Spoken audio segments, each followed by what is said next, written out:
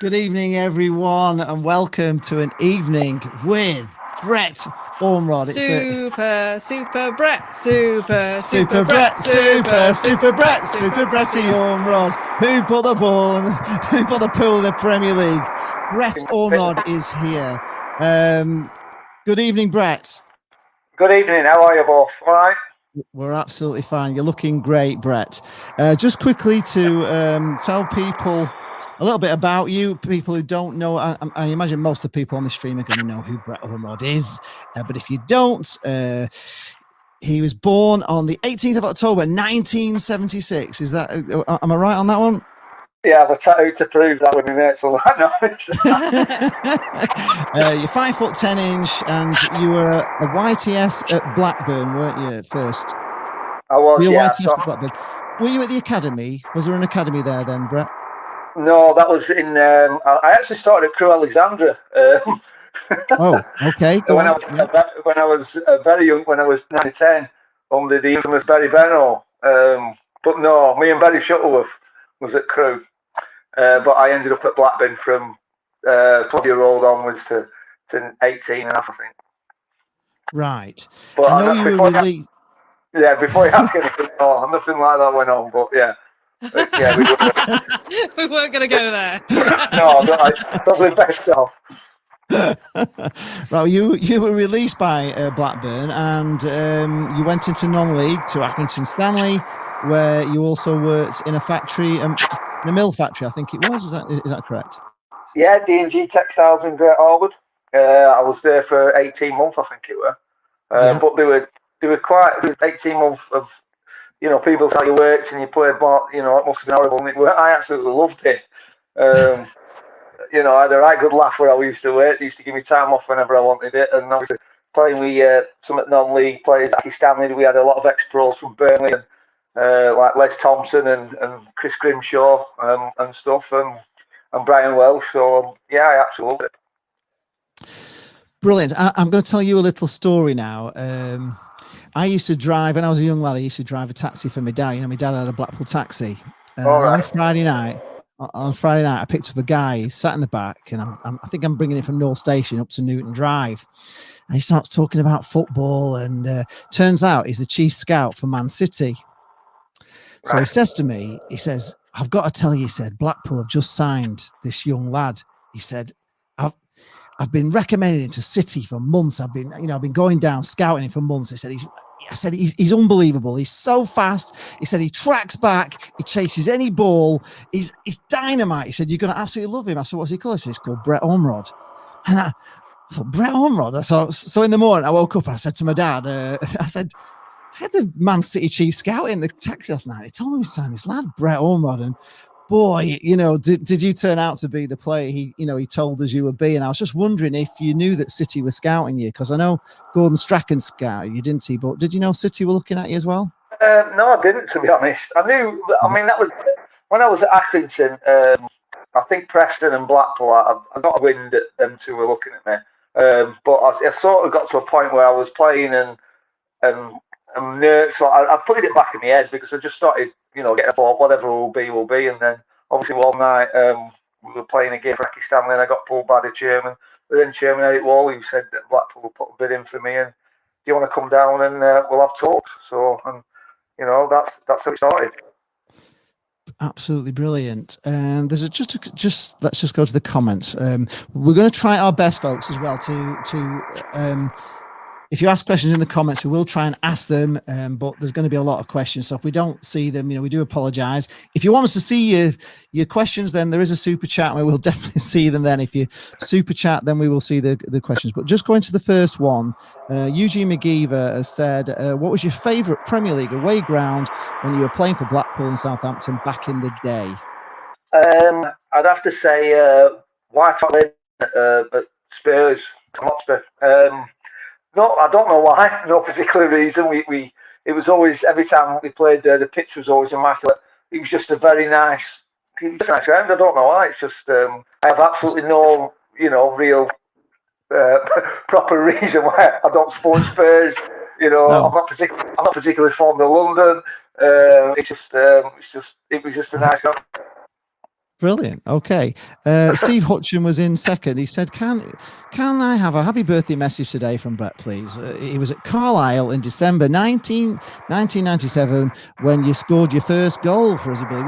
Was that your first goal? And you got to say happy birthday to us. Well, that's Steve. Happy birthday, Steve. And yeah, you're right. That was my first goal for Blackpool. I come on for Chris Malkin after about 5 minutes.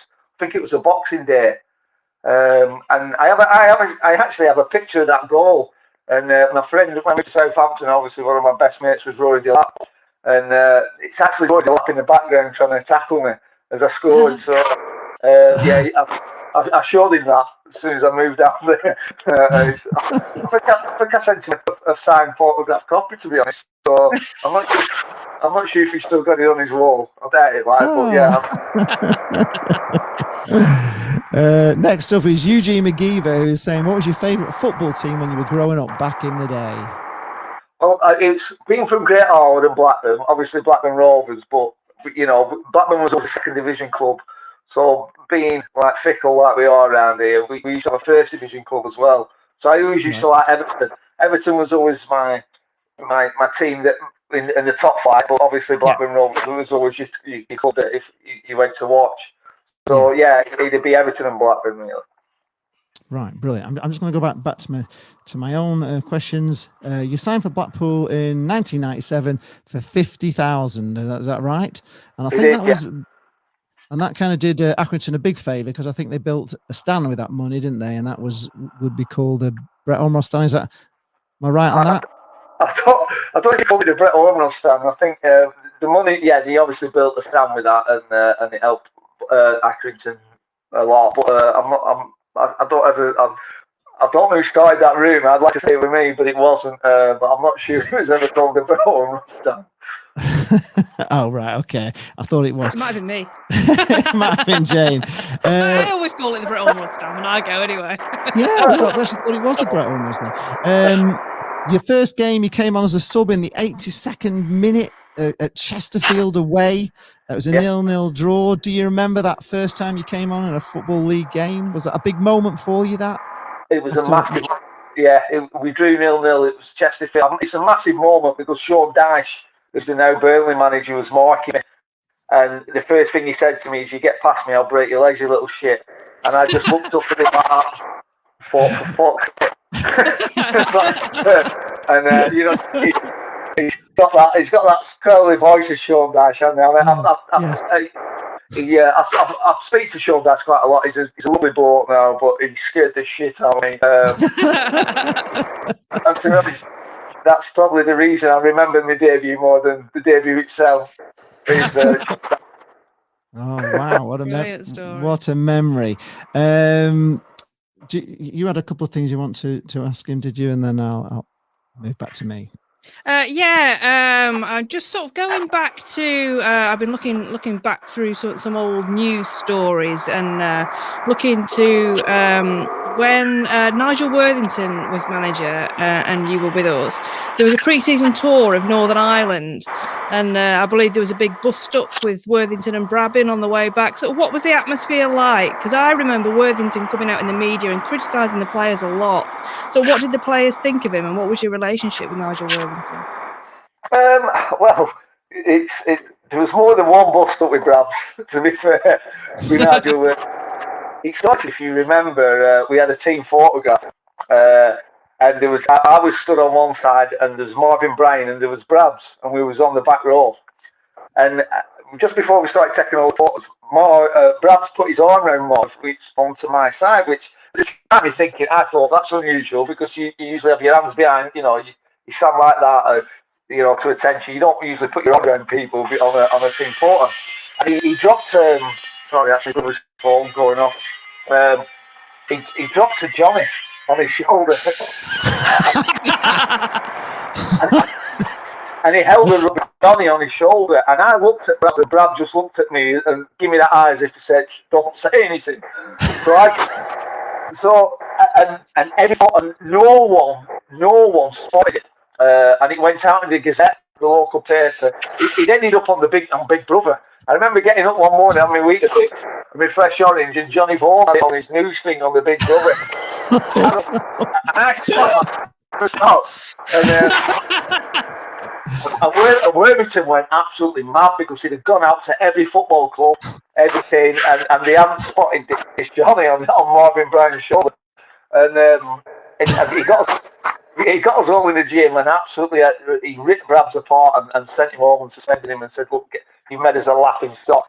So it wasn't really, the relationship was always a bit didn't dodgy. start off well. Yeah. Yeah, I remember we got beat at 3-0 at the old Springfield Park.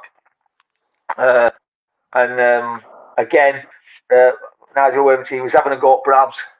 And he turned around to Brabs and he said, you're too big, you need to lose weight. And Brabs ripped his top off. You know what they were like. He was absolute beast. He was like a Arnold Schwarzenegger. He was just built like a brick shit house. And he just turned to Worthington and said, where do you want me to lose it? And it's one of them moments as young lads, and you just sat there going, you don't know where to look. And it's like, you don't want to catch anyone on the line. You just look at the floor, and I'm chuckling like that.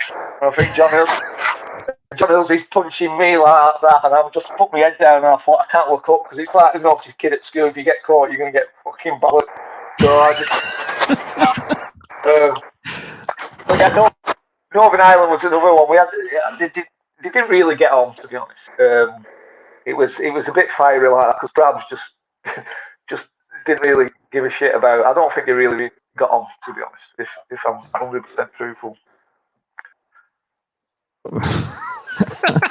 That's incredible. It sounds entertaining, though. It does. It does sound really entertaining. Did you have another thing on there before I go on to the Hartlepool semi-finals? No, go ahead. You go ahead to Hartlepool. Yeah, I was going to say that obviously a lot of people talk about the first playoff final, but I just want to go back to the Hartlepool semi-finals because they are some of my greatest memories.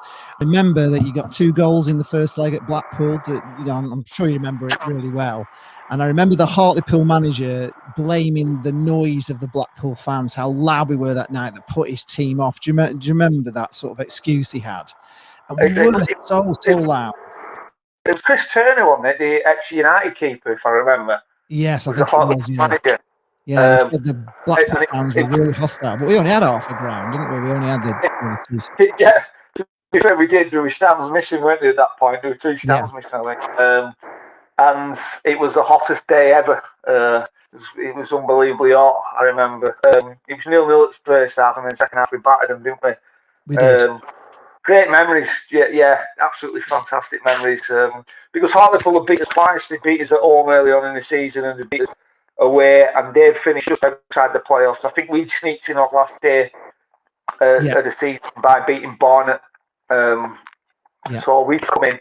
Hartlepool had their playoff place like more than established. In fact, they just missed out on automatic, haven't they? I think Cardiff had beat Hartlepool. So it was one of them. They were favourites. They were favourites. and go on and get promotion. And we actually smashed them over both legs. To be fair, we did. I remember one of the things I remember, and I'm pretty sure you did. And you can tell me if you don't, but I think you did a somersault celebration, and I think there was your mum had said, "Do not do a somersault celebration because of your broken leg." We'll maybe talk about that as well if you want to. But obviously, you come back from a broken leg, and you did this somersault celebration. I think maybe when I can't remember if you did it on the first or the second, but I'm sure you did because it was down the other end. It was down the obviously the north end, and we were in the south stand. But why did you do that? I don't know. I didn't know what to do. I think, I mean, I used to do somersaults when I was a kid. I used to practice them on trampoline on my mum and dad's bed when I was a kid. So I could always do somersaults, but obviously I'd come back from a badly broken leg that had nearly finished my career a year before, and it was. So I think I was talking about doing one if, like, my mum was like, "Don't you dare!" You hold everything. She'd have to put up with me and everything and stuff. So don't you dare if you're wrong and all that. But I think it was the second goal. The first one I'd scored, but the second one I think the emotion had just got too much, and I did the flip. In fact, I landed on my feet.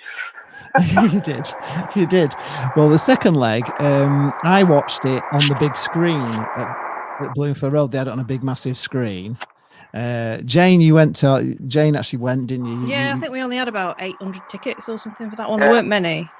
Now that was a night where again you scored another brace of goals. You scored the first goal, and I remember you actually teed it up for quite amazing. Really, it was like the perfect little chip across the box, and John Hill somehow managed to jump higher than he's only small, and he jumped really high to get that header in. And then you just obviously finished off off with the third goal. But any memories of that night, really, Brett, of that night? Oh yeah, I mean, we were unbelievable memories because I think that season, obviously, when I come back from injury, Steve McMahon took on, and we knew we had a good team and stuff, but we were just, I don't know, it took a long time to gel, and obviously, I think we got beat off Barnet. We got beat off Barnet 7-0 when was the epitome where he nearly walked. I mean, that was still Totti just took over as manager at Barnet that day. It's one of them where it was Darren Curry scored hat tricks for them. They were unbelievable that day, and he beat us 7-0. That was the lowest point. Getting beat off Novo in the FA Cup as well. And oh yeah, of course. Remember that we got beat.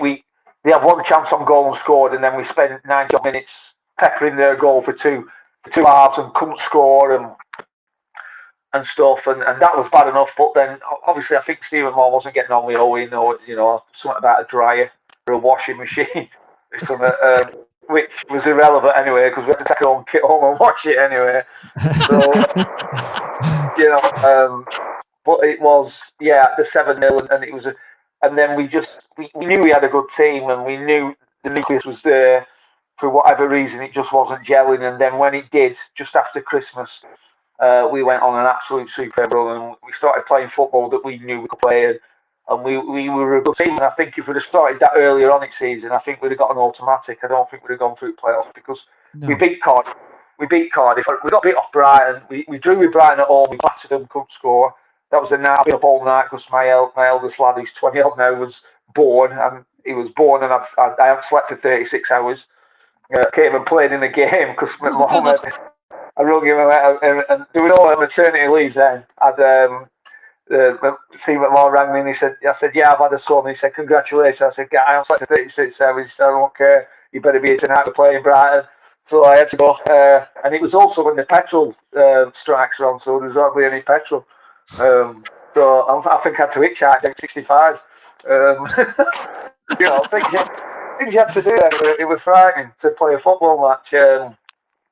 But yeah, it called it the dark days. So when and we beat Barnet on the last day to get in the playoffs, and they got relegated. So it just showed, so how it turned around. Yeah, unbelievable. And the thing is, when we played well, we could beat anyone, and we could not just beat teams, we could batter teams. We had so many talented footballers who did go on to better things. Richie Wellens and all that. I know Richie's not massively popular with Blackpool fans, but Richie Wells was one of the most talented players I've ever played with. You know, he had everything. I mean, he was a typical cocky little man when he came in from Manchester United and stuff, but what a player. You know, he was one of them players. He's one of them players that if I made a run, he could see, you know, he'd spot you without even lifting his head. He was and he went on to have a great career, you know, and played a lot higher and stuff, and probably could have played, you know, Premier League, probably should have done. But yeah, when it all went together and it culminated with the final at Leighton Orient, you know, it was such a because we always knew we had that, we were good enough, but it was, you know, it was frustrating because it took that long, but you know, like, it came eventually, so it all finished well. I could see it coming actually, because I'll tell another little story here, but we had to go to a wedding in Italy. One of our best friends was getting married over there. He's Italian, and they moved out to Italy. The wedding was there, and the wedding kicked off at exactly the same time as the final.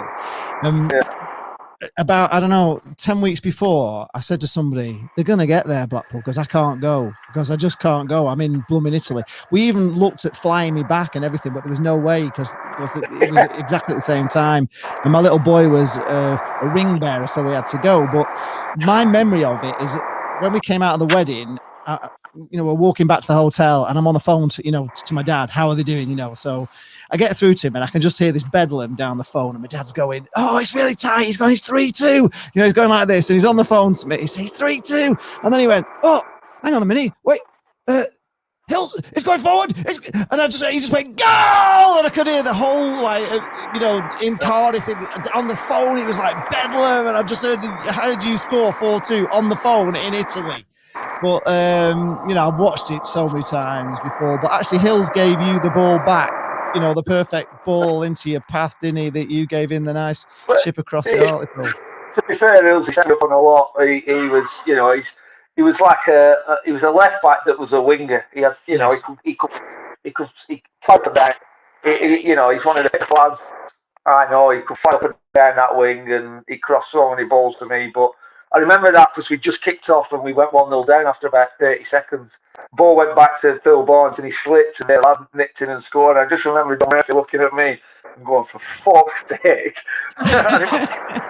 It's like we had this build up, you know, we've done all this way, and after 30 seconds, Barnes took the, you know, he's had a worse touch than the Yorkshire Ripper, hasn't he? He's like, fucking, and he fell over. I was like, fell over.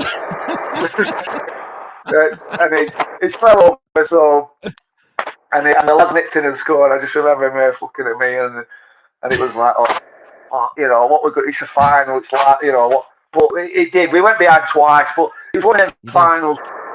It was one of them finals that it's a bit like the 2010. You just had a feeling. We just knew we would get the ball. We knew we were going to score. We knew we were good enough. We knew we were in good form, and we knew if we played our stuff, we'd win the game, and we did, and that's how it turned out. I think we had like a centre half goal, didn't we? The second goal was I can't remember. Big Uzi come up from a corner, and then Brian Reid scored one. Brian Reid got one, and then obviously Timo. Well, we used to tease Reedy with that because it weren't his. It's a defender and went in. So Hills used to say to Reedy, "That weren't your goal." And it obviously big Scotsman, like he got on one, but because he was Scotch, he couldn't understand what he was saying. So he just. Hills used to tell me, "It's not your goal, Reedy. It's an OMG. But yeah.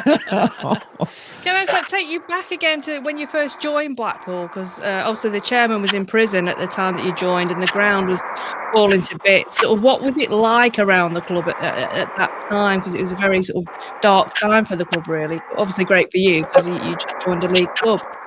It was actually all right, to be honest, because it was Gary Mexon who signed me in '97, and we were flying. You know, we had Andy Priest, we had James Quinn, we had Tony Ellis.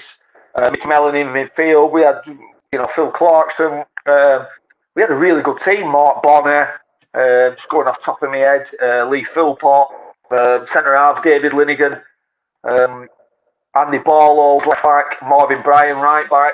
So we had a really, really established team. We missed out on playoffs. I think it was the next month last day of the season. Yeah, I remember that. Yeah. Yeah. But I only ever made a few sub appearances, but I was absolutely delighted. You know, joining Blackpool as soon as I came in. I mean, you know, it's one of them places. Perhaps, you know, we had there was a really good team spirit and good players. So yeah, it was the season after when Nigel Worthington came in. Excuse me, and Blackpool started to sell a lot of the players, the high-profile players that left us. You know, we a lot of kids. You know, we had Phil Clarkson, who was experienced, but the majority of us, John Hills had come back in, but me, I was only a young lad. Adam Nolan was even younger, probably the youngest lad, I think, to score for Blackpool. Yeah. You know, and we had so many young lads. Junior Bent, we had one or two like Junior Bent who come in and stuff, but that majority of that team was a very, very young team, if you remember. Phil Thompson, Phil Barnes had come in from Rotherham, they paid $100,000, you know, and, you know, he had one finger missing. And we used to, I remember McKennigan used to say to him, "Fucking hell, Barnes, we spent $100,000 on a goalkeeper, and he's only got 9.5 fucking fingers."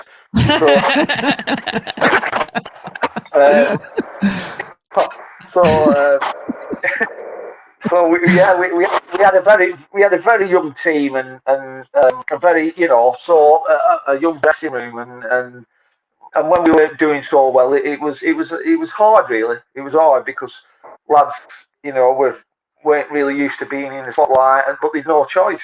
You have to grow up very, very quickly. Yeah. But what were the facilities like at the old Bloomfield Road before it was redeveloped? I mean, my peg used to have Sammy Matthews was here wrote on above it.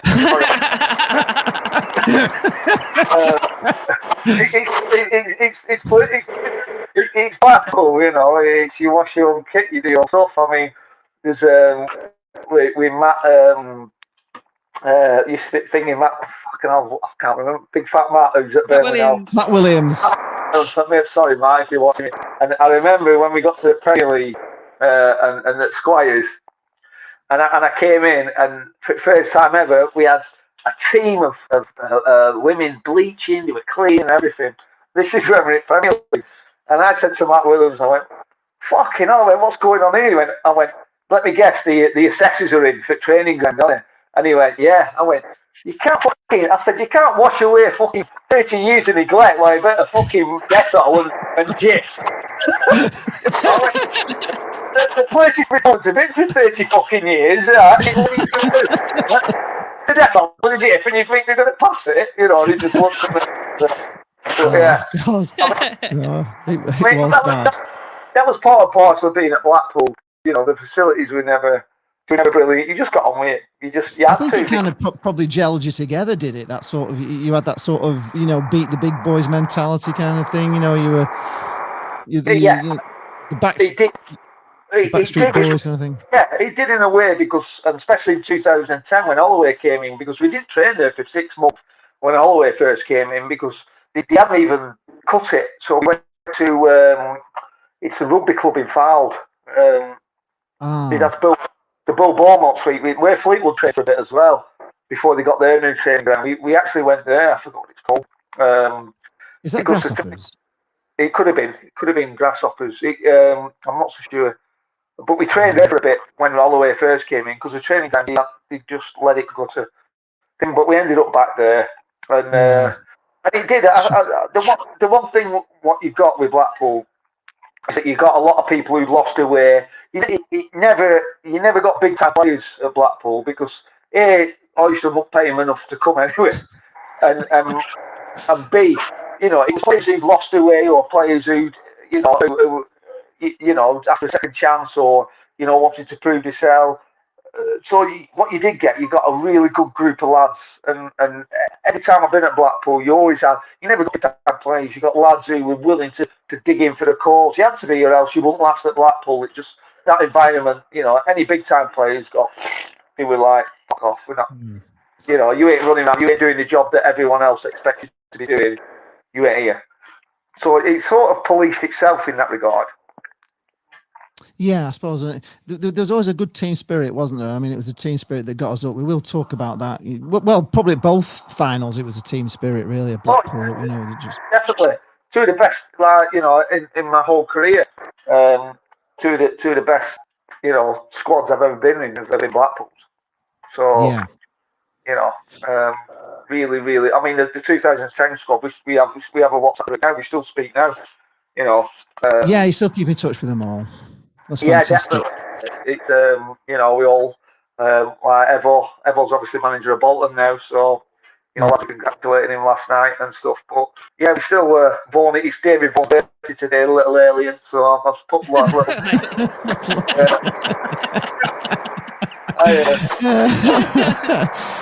Right, so happy birthday, Vaughan. Yeah, he was a great player, David Vaughan, though, wasn't he? He really was something special. I will touch on all that. I'm going to just obviously you got us promoted. You got promoted at Wembley, and then the next season you were on fire, weren't you? It was. I remember it so well because I can't remember. It was 20 odd goals you got by October. You know, you were flying, weren't you? And I remember, you know, my dad saying you couldn't get into Bloomfield Road. They were locking people out because everybody was going down to see this wonder kid, this Brett Ormerod, to see him play. And before we knew it, Southampton came in and took you away from us. And I was going to ask you. There was a massive thread on the fans forum, the View from the Tower, and it was all like wishing you, you know, good wishes for the future and everything. And it went on for pages and pages. And I wrote a you know, fantastic like letter to you saying, you know, wishing you all the, you know, the luck in the world and everything. And I just wondered, did you ever read that? Because it was honestly, it would have made you cry if you had done, because the love for you was quite amazing. I lived in Hilton in Southampton for 6 months, but. Funnily enough, me and my wife at the time, we only had me who's my eldest son now. He's only a baby, and we'd literally moved into an house, and we hadn't even unpacked. We'd only been in it 3 months, and I went down south for talks, and I ended up signing a 4.5-year deal. So, and we bought for Blackburn. So that phone call telling me, Mrs., you don't need to pack because we still pack. You know, we have rooms where we were still unpacked. Wow. So I was in the hotel and I got 3 booklets, and they were like that thick. They were the Bible thick. 3 volume 1, 2, and 3, and I've still got them. And they're all comments from the internet. And I read and it does. It makes you short. I can read them now, and it'd have me in tears. Yeah. Honestly. But there's 3 volumes. I've been in there. Yeah, they're in there. I've got them stored away. There was 3 big volumes of them, and I was just reading, and it was just page after page after page, and it was like, wow. It was very. I did read them, and it was. It's like I say, I've still got them now. They're packed safely away.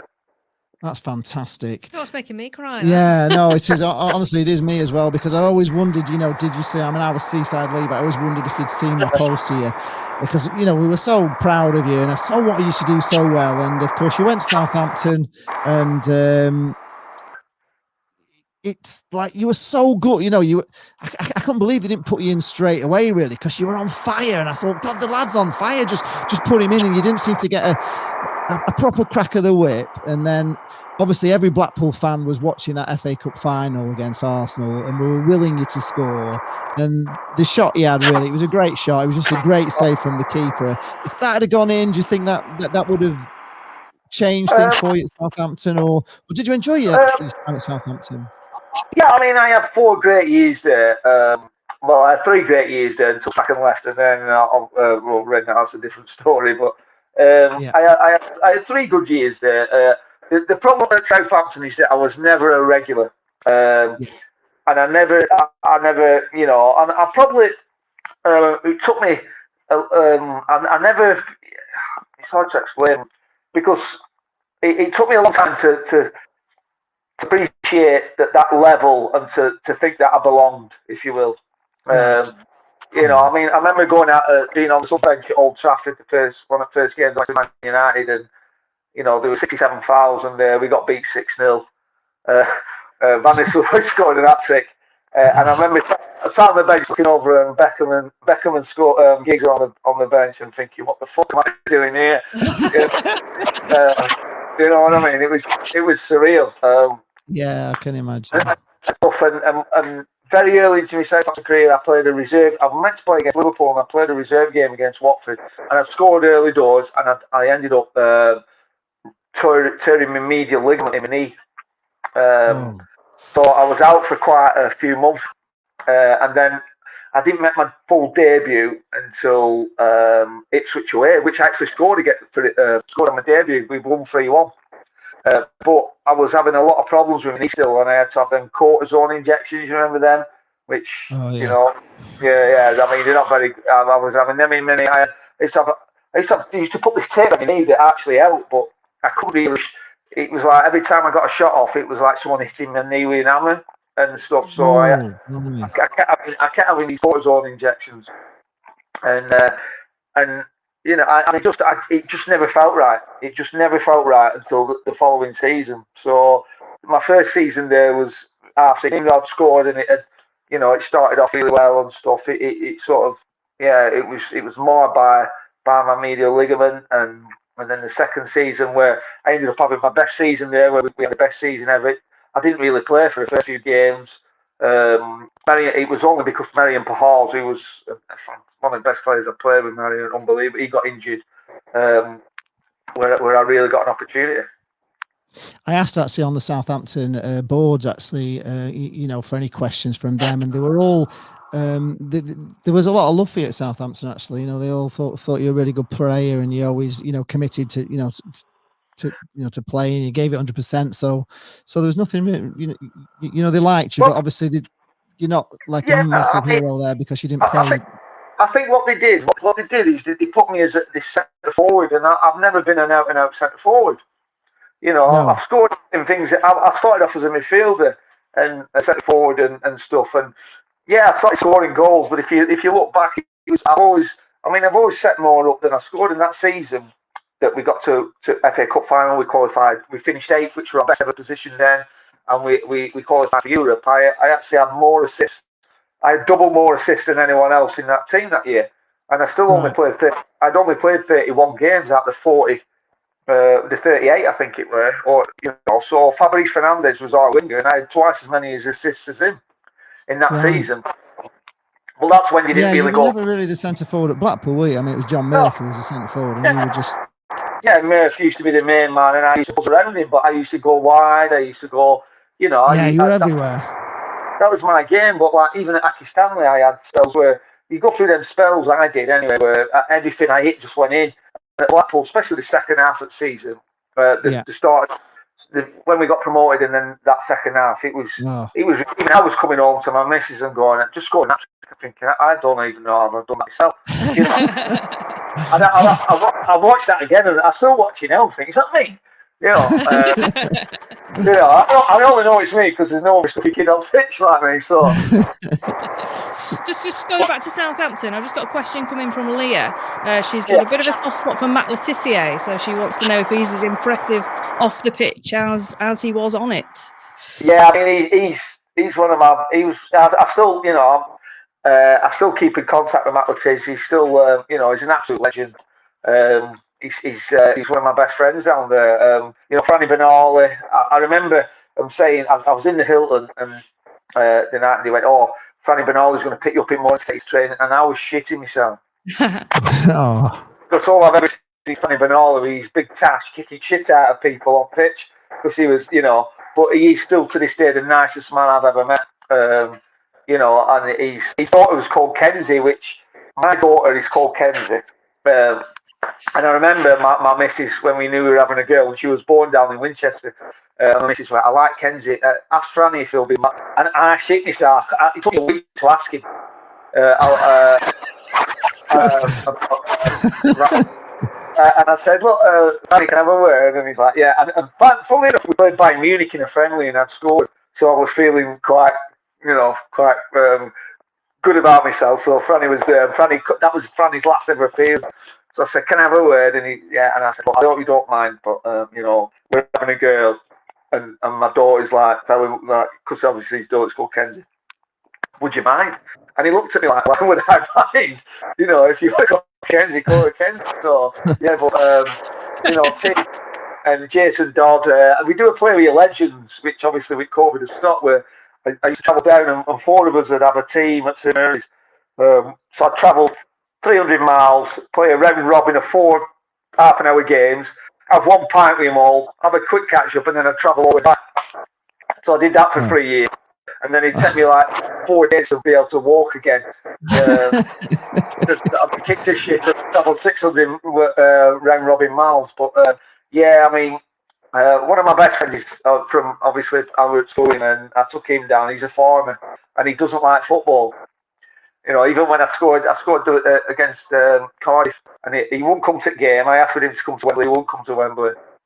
And his neighbour come running out to him and said, like, he was mowing his lawn and said, "Oh, your mate scored." And he's like, "So what?" I said, "If it were in me garden, I'd shut my window. You know, I'd shut my curtain." So we actually beat Norwich in a cup game and on the Saturday.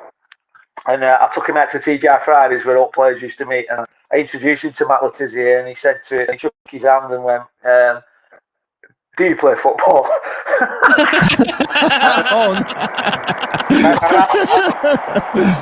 I had to turn around. I went to Matt Letizia. I went, "Tiz, he's not taking it piss. He's just a farmer. He's not interested in football." But at night they were like, you know, they were arm in arm buying a few pints. So, and it's only about 3 years ago. I was with my other friend Tony Bentham and my mate Phil, and we used to go to we were in Richton in a local pub, and we were just having a few pints. And it's only about 3 years ago on Soccer Saturday, and Tizzy's on Soccer Saturday. So I could see my mate. He's looking at the telly. He's like you know, like you can tell when he's thinking. You can hear him. He's that fit. So I'm kicking my other mate Tony Bentham on the table. And I'm like, "Watch this." I'm like, "What's up with you?" And he's like, "Where do I know him from?" And I went, "What the tears?" I went, "Remember when you come down to Southampton, you know, years ago? We went out for a drink with." And he's like, "Oh yeah," he went, "He's a good lad, him." He went, "He bought me a few pints." You know, but to this day, he doesn't realise who Matt Letizia is. No. And that's, to me, that's some, you know, that's the beauty. Yeah, that's what a great answer to it. What a great answer for Leah. That I'm just going to just go to comments. We're going to have to go through a few of these comments because people are asking questions. Stephen Roberts says, "You and Chizzy on Radio Lancashire get on so well. Is there a favourite team you like to comment on when working there?" You know, I get on with everyone. I absolutely love Radio Lancashire. Andy Bays, Dan Jewell. I mean, Dan's like me. He's a scruffy commentator equivalent of me. So when we're, you know, it's like a tramp box at Stanley, but I have so much fun with him and Chizzy and Gazon and everyone. You know, it's just, I absolutely love it. I do. You know, we get together at Christmas, we have a few drinks. We've got Mark Atkins, Kevin Gallagher. They're all Albert Rovers, you know. They're all Albert Rovers with them as a kid, and so they're my, you know, and it's surreal for me. I love the whole. Thing of it. So it shows really in your commentary. No, it shows in the commentary that, you know, that you do love it. Yeah, I mean, we used to go in and like some lads would come in. Excuse me. Some lads who were new, they'd have notes and notes of like, you've done all these notes, and I just go off the cuff. I just go like, and I can be lucky sometimes, and I look at Dan Jewell and I'm minding him like, "Stop me, just take over," because I don't know what, you know, you're talking and I think, forgot what I'm on about, you know, in my head. So I'm like that to that Jewel, like, off finger, like, fucking no. take me off. And Dan just cuts in, and I'm like, like, you know. It sounds like it's great fun. Even I don't know what I'm on about sometimes. No. David Scholes has put a question. He says, "Hi Brett, a lot of us remember seeing you cycling around the file, getting fit after your horrendous injury. How hard was it to play your first game back? Were you mentally fit as well as physically fit?" Yeah, that was when I broke my leg the first time. They used to, Paul Kelly, the then physio, used to make me bike up to Whitechurch, remember in Witham and stuff. Yeah, Whitechurch from the Whitechurch. And I used to do that, and I used to do the Norbrick Castle along the front in September, October, when it was horrible and wet, and it was like Blackpool's like a ghost town. I remember it was that wavy once. The waves come over and knocked me off my back. But that was the time I first got told my missus was pregnant with my first kid and I nearly swerved into the road. But yeah, I used to have to. I spent months and months just biking to either White Church or to Northwick Castle and doing. They were dark days then. Obviously, I used to travel with Barry Shuttleworth, my mate Baz, who he still wants special money off me because we used to travel together, so he had to drive all the time because I couldn't. But they were dark days. But it was worth it in the end. You know what I mean? It was at that point. At that point, it was very low. I didn't know what was going to happen and stuff and that. But I didn't actually mind biking because it used to get you out in fresh air and stuff. That. So it probably kept me a bit sane, to be honest. Okay, Door on Tour. Mr. Door is here. He's a YouTuber that I know. He's a Forest YouTuber, and he said, "Did you enjoy your loan spell at Forest?" I think they actually got promotion, didn't they, as well, in that little loan spell that you had there? Is that right? Yeah, absolutely loved it at Forest. A club that I always loved as a kid with Brian Clough and stuff. It was one of them clubs that if you'd have asked me as a 10-year-old who I wanted to play for, Nottingham Forest was one of them. And to get that opportunity to play at Nottingham Forest and to get promotion with him was absolutely, we beat Yeovil on the last day of the season to get promoted. I think we only came in. I think we only lost one in about 14. We got automatic. But it's a big club. It's the history about Nottingham Forest, and the people you meet. I mean, if I went to Hong Kong with Forest vets, and I'm sat with Neil Webb and Des Walker and Kenny Burns and stuff, wow. And it's ridiculous. And I'm sat there like a kid, and I'm just asking him about Brian Clough, and I'm literally like that, and I'm just, I'm absolutely in awe, and Kenny Burns, what a lovely bloke, you're talking double European Cup winner and stuff, and I'm like a little school kid round him. Des Walker, I'm like, because he was this real and but the whole club is, when you walk into Nottingham Forest, it's something about that football ground. It's steeped in history as well. It oozes history. And I spent, I was at the Jews Inn, which was just up the road. I spent about, I think I was at Forest for 4 months. And I used to go on a Thursday to Nando's after training on my own. And I think the girl got, she used to have me in regular table. And I'm sure they used to think, this lad, he comes in on his own. It's a shame. He's always on his own, this lad. He's, he's right loner. And usual and stuff. But I loved it at Nottingham. It's a proper football, it's a massive football club. I'm very, very proud to say that I'm lucky to say that I managed to play for him. Right, that's fantastic. Just very controversial here. I've got to ask this one. Michael Haig says, does he put a smile on your face when Blackpool win and the Knob-Enders lose? Do you know what? It's the thing. The thing is that I'm very lucky in that sense that I always got on with Preston and Blackpool fans, and I know there's fans, and I know the history and all that. I'm a Blackburn lad. We worked in Burnley, and stuff, and I'm very appreciative, and I know that I had 3 years at Preston. Most of them were injured, but the lads, Paul McKenna, he's one of my best friends, who was captain of Preston for a long, long time. But I played against Kent since we were kids and stuff. So it's I enjoyed my time at Preston, the lads and all that. But Blackpool was always my club, my special club that I had 2 unbelievable spells at. But Preston was, I enjoyed my time there, and I know the rivalry and stuff. And I had a mate who, controversially, was in one at Nick's up north, and he asked me to come up and do a talk to help his parole. So I went up there, and it was full of Preston and Blackpool fans, and straight away they were shouting, and they're like, "Who do you like best?" and all that. But the only way I could diffuse the situation was, as long as you're not a dingle, I couldn't give a shit. I said, I'm a Blackburn lad, and I'm a Blackburn fan, so if you're Preston, Blackpool, brilliant. As long as you're not a dingle, then that's all right. That's fine. But yeah, Paul, Yeah. Paul Sutton has asked, the best moment, was it playing in the FA Cup final for Southampton or playing and winning in the playoff final for Blackpool? I think there's only one answer there, surely. There is, and it's obviously the playing in the playoff final. The FA Cup, don't get me wrong, I wanted everyone as a kid, you dreamed, watching on a Saturday in the 80s. I can name every cup final from 83 when United Brighton. I remember being a kid, it was the FA Cup was a massive game every Saturday. The build up to it, and that was as a kid. That's the game you wanted to play in. Getting the opportunity to do that in 2001 was unbelievable.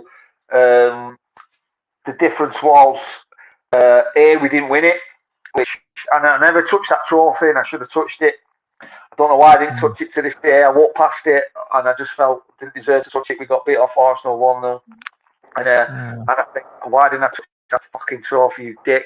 But it's, and Andy was at the Millennium. Don't get me wrong, the Millennium Stadium's an unbelievable stadium. It wasn't Wembley. No. You know what I mean? And the good thing is when I went back, when I thought I'd missed my chance, play a final in 2001 with Blackpool, it was the Millennium. But it's not Wembley. As a kid, you wanted to play at Wembley. So I ended up going back to Wembley 4 times, twice with Wrexham and twice with Blackpool after that, and obviously. But to go back and to score that and then get that winning feeling and to change history really, because Blackpool had never played in the Premier. It was something new, wasn't it? And we haven't been in the top division for 40 years, Brett. It was like it was incredible, journey back from 1970. So. Yeah, and everything was in the first half. All that action was in the first half. So I didn't know it was going to end up the winning goal. Oh, you didn't know it was the winning goal at the time, no. But the second half, when I come off, I just remember I was walking around the changing room. I couldn't sit still. I couldn't watch the game. I wasn't nervous until I came off. I was absolutely fine playing in the game and all that. I was focused and everything. But as soon as I came off, I couldn't watch the game. And I remember Billy Clark coming in and out telling me to score on a thingy because I couldn't watch. It was only when the final whistle went that I actually come out the dressing room because I was that nervous. Yeah, well, we were the same. I mean, I was sat with my dad. Now, you're looking at the clock, and I'd say to my dad, "How long's gone?" He goes, 63 minutes. And I'd ask him like 10 minutes later, "How long's gone?" He'd say 64 minutes. It just went on forever. It was the longest half until extra time, and then we played it really well and just killed the game off in extra time, which was good. Yeah. Of course, Ben Burgess had a great chance to completely, put it away, didn't he? But he did, unfortunately, he didn't. But then if he had done, it wouldn't have been my legacy. So it wouldn't have been your legacy, I know. So we couldn't sing the songs. Yeah. I mean, what went through your mind? I often think, what went through your mind that moment? Because it really was a brave goal, wasn't it? Because they were coming at you, and the way you got there before them and shoved it through the legs, and it was just an amazing goal. What do you remember about it? Do you know what? I've never played a game in my life. And to this day, I can honestly say I've never played a game where I thought we ain't going to lose this. And we were shaking their hands before the game, and I didn't even. And usually you look, and I wouldn't look at them, and I never shook anyone's hand after because I thought, fuck them. That's the mentality and it's horrible now. It's horrible because I'm not that kind. But I've never been as geared up in my life and so single-minded. And when we went 1-0, if you go 1-0 down, your automatic thing, it's like, you're disappointed. But we was in that, we won at 10 out of the last 11 games to get, and we've been behind pretty much in every game. So we had our mindset, and it's never been before, and it's never been since. Just get the fucking ball, because we knew we were going to score. Yes. And it was, and I've never been in a mindset like that. It was absolute.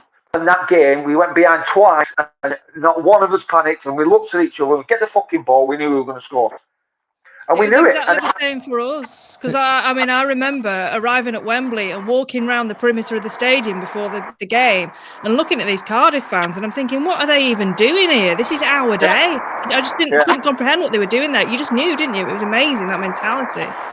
It was, and it came over all the way. He put that belief in us, and I remember Bishop Abbey, England used to train there, We pinned her the day before, and we had a 5-a-side and stuff, and Chaz was just practicing free kicks, and he put one right in the stanch. And I went, get the fucking bus, dickhead, save them for tomorrow, like, you know. And then he's gone in, the best free kick, probably one of the best free kicks in any final you'll ever see. I know, it was unbelievable. If you look how far he is out, and Marshall's a top quality keeper, and he's a big lad, and he gets nowhere near it. It's to get it up and down, and to hit like he did, and we were just, and then we had him. I mean, we were bashing him, and then he went against runner play and scored again, and it was just get the ball, we know. We know. And it sounds weird, and because since you always get it, and you get it, and it's a human.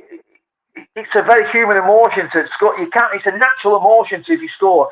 You let yourself down. But we weren't in that because we've done it so many times to the run up and got in. You know, every time I think we went 1-0 behind and we come back and we just knew we were going to score. We knew we were going to win. And it wasn't confidence. It was just confidence. But it was group collective confidence. Yeah. You know, and we knew if we weren't at it, keep someone just purposely have a bad touch and smash some fucker, and then as an excuse to stand up to everyone and go, fucking come on, and you're like, when Keith said that, you went, right, You are scary. Yeah, so that's it. So it was like, Vaughan, and we had so many unbelievable, and we just knew we weren't. I just knew we weren't going to lose that final. And I look back at it now, and I'm a bit not shaking their hands. His thingy, but I was like, I was 33 then, so I'm like, these fuckers are trying to stop me getting back in the Premier League. That was my mindset. Yes, of course. I've come back to a club and I've had one of the best seasons I've had in a long time. A career that I thought when I came back to Blackpool was on the decline and probably going to peter out. And I've had one of the best seasons in my life in the fucking Championship at 33. Second top goal scorer. And I could be back in the fucking Premiership. I couldn't look at him. I didn't want to know. Fuck off, you're going to ruin my dream. and that's what it was like. That was what it's like. It's like, no, you ain't fucking. So when we won, lads are shaking hands like, fuck them. No. And it wasn't until, and I did sleep that night. We went to the casino, my missus and kids went to bed. I remember coming in about 5 in the morning and just staring at the ceiling until my little one got up at 7, and then we just went for breakfast. Yeah, it was surreal. It was a very surreal moment. I remember. Did you go to the Grand Theatre? Did you go to the Grand with Michael McIntyre? Because there was a thing where all the Blackpool team had gone out and they were, he did a skit where he was taking a bit of rip out of Holloway, saying, "We're going to get grass" and all that sort of stuff. Because his big speech that he did in the half time. I didn't go to that. A few lads did. I think Mileski went, didn't he? Yes. I remember. Yeah, it was a thing with I didn't go to that. No, I missed out on that. So we got into the Premier League, and I was just going to ask you. Obviously, the first game of the season was Wigan away. It should have been at home, but it was away. And you had there was this goal you needed to score. You had to score this goal, and that would be you scoring for Blackpool in every division. And I'm sure there was that little bit of pressure on you. And you had a golden chance to score at Wigan. We won 4-0 and you didn't score. And then we had to wait until top to get that goal. Was that a massive pressure on you? Yeah, I mean, it was. I remember Marlon played it to me and I missed it. And I was on the floor and someone else played it got back across, and I got to my feet. But the ball was going past and I thrown myself at it and missed it. I made myself look a dick on match day, which, I haven't been reminded of all my friends or anything like that. And I played the first few games. And obviously, we were bringing, Luke Vardy signed and we signed Matty Phillips and up. And, I mean, what you've got to remember, I was 34 then. So, and I'm playing the best league in the world, so I was I didn't have that pace that I had and stuff, and you do start to. Obviously, I wanted to play, but I remember scoring a goal at Fulham, an header, and it was given offside. Oh. If you remember, we got beat. We drew to all. sent off, wasn't it, at Fulham? Yeah, we drew 2-2 at home, and I scored a fucking great, honestly. As soon as I had it went bulleted top corner, and the linesman gave it offside. Oh, and it was, God, I vaguely remember that one, Brock. Actually. and then I was like, and then obviously I was on the bench a few times, and then I wasn't in the squad and stuff, and everyone was going, you need to get this goal, you need to get this goal. And it got to the point where I wasn't involved, and I'd be upstairs, lads would be training up pitching, people would be saying to me like, are you going to score this goal today? And I'd be like, well, no, because I'm not in the squad, that's why I'm stuck with you. If I were, I'd be up pitch warming up. So I'd be like, oh, you need to score it. And I'm like, well, there's nothing I can do. And it did start to, because play on my mind a bit. But I was just at the thing that if it's going to happen, it's going to happen. And then we had a few injuries. Didn't it? Yeah, we played. It came against Tottenham, which is a home, obviously, but the ground you like to go to. But I remember the moment when you scored that goal, and honestly, I went, well, Bluefield Road just went mental. I just remember it went absolutely mental. I was crying. I think everybody was crying. It was such a historic moment. I'll never forget it. Honestly, I'll never forget it. Can you talk us through that moment and what the crowd actually sounded like to you? Because I don't think I've ever heard Bluefield Road as loud in my life. It was unbelievable. Do you know what? I've heard a lot of people say that. And I think it was, what is it to me? It was, I remember coming on a sub. I played a reserve game against Blackburn and scored a couple of goals. And I've been in the squad for ages, and Holloway put me in the squad. And it was also my ex-manager, Redknapp, who I didn't get on with, so I'm thinking, yeah. So I came on and we were 2-0. I remember Matty Phillips running inside, and the left back, the Cameroonian left back, is it Cotter? Cotter or something. And I just gambled on it. I just thought he nicked in and took the ball off Matty Phillips. And I'm just thinking he ain't gonna clear it like any shot. I've just gambled on him taking a touch.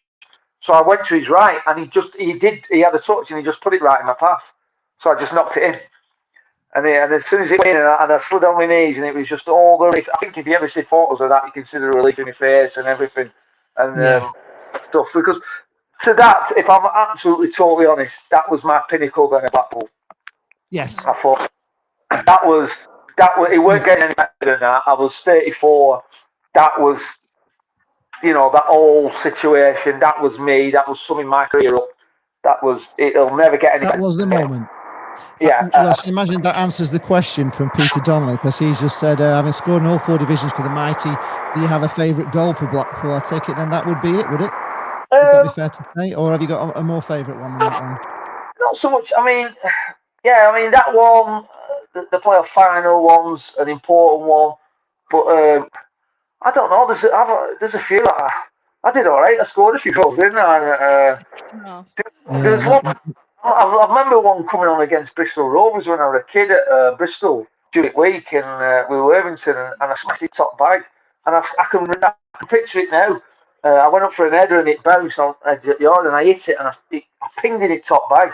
We won 2-0. I think Lola scored the other one. There's goals like that, and I have a lot of fond memories of goals. On Sky when we beat Newport, and I dinked the keeper twice. Yes, you did dink the keeper. 2 different times, and I just kept dinking. I went for a spot where I scored 2 at Mansfield, exactly the same. I just went for a spot where I was going through, and I'm thinking, I did it at Paddy when I retired, and I scored about 10 goals dinking keepers, and I thought, I'm not going to shoot, I'm just going to try and dink the keeper. And I used to go through it in my head, and I go through, and I got to shoot, and I just dink it. And I did against Salford. I scored a great one against Salford, chip the keeper, dink the keeper. I just went through things where in my head I just think, I'm not going to fucking shoot, I'm through here, I'm just going to dink it. And I just score. So yeah, there's a lot of different goals, but for different reasons. I mean, there's ones that are important wise, but it's I don't know. It's hard to say because I did all right for Scuffy. It's interesting you mentioned that Newport game. I remember that very well because it was an FA Cup replay, wasn't it? And we'd gone down there and it was absolutely pissing down. It was like a really awful night, and it ended up going to extra time. And then Murphy scored in like the first minute of extra time. I'm like, for fuck's sake, why didn't you score like 2 minutes earlier so we could all go home? It was a nightmare.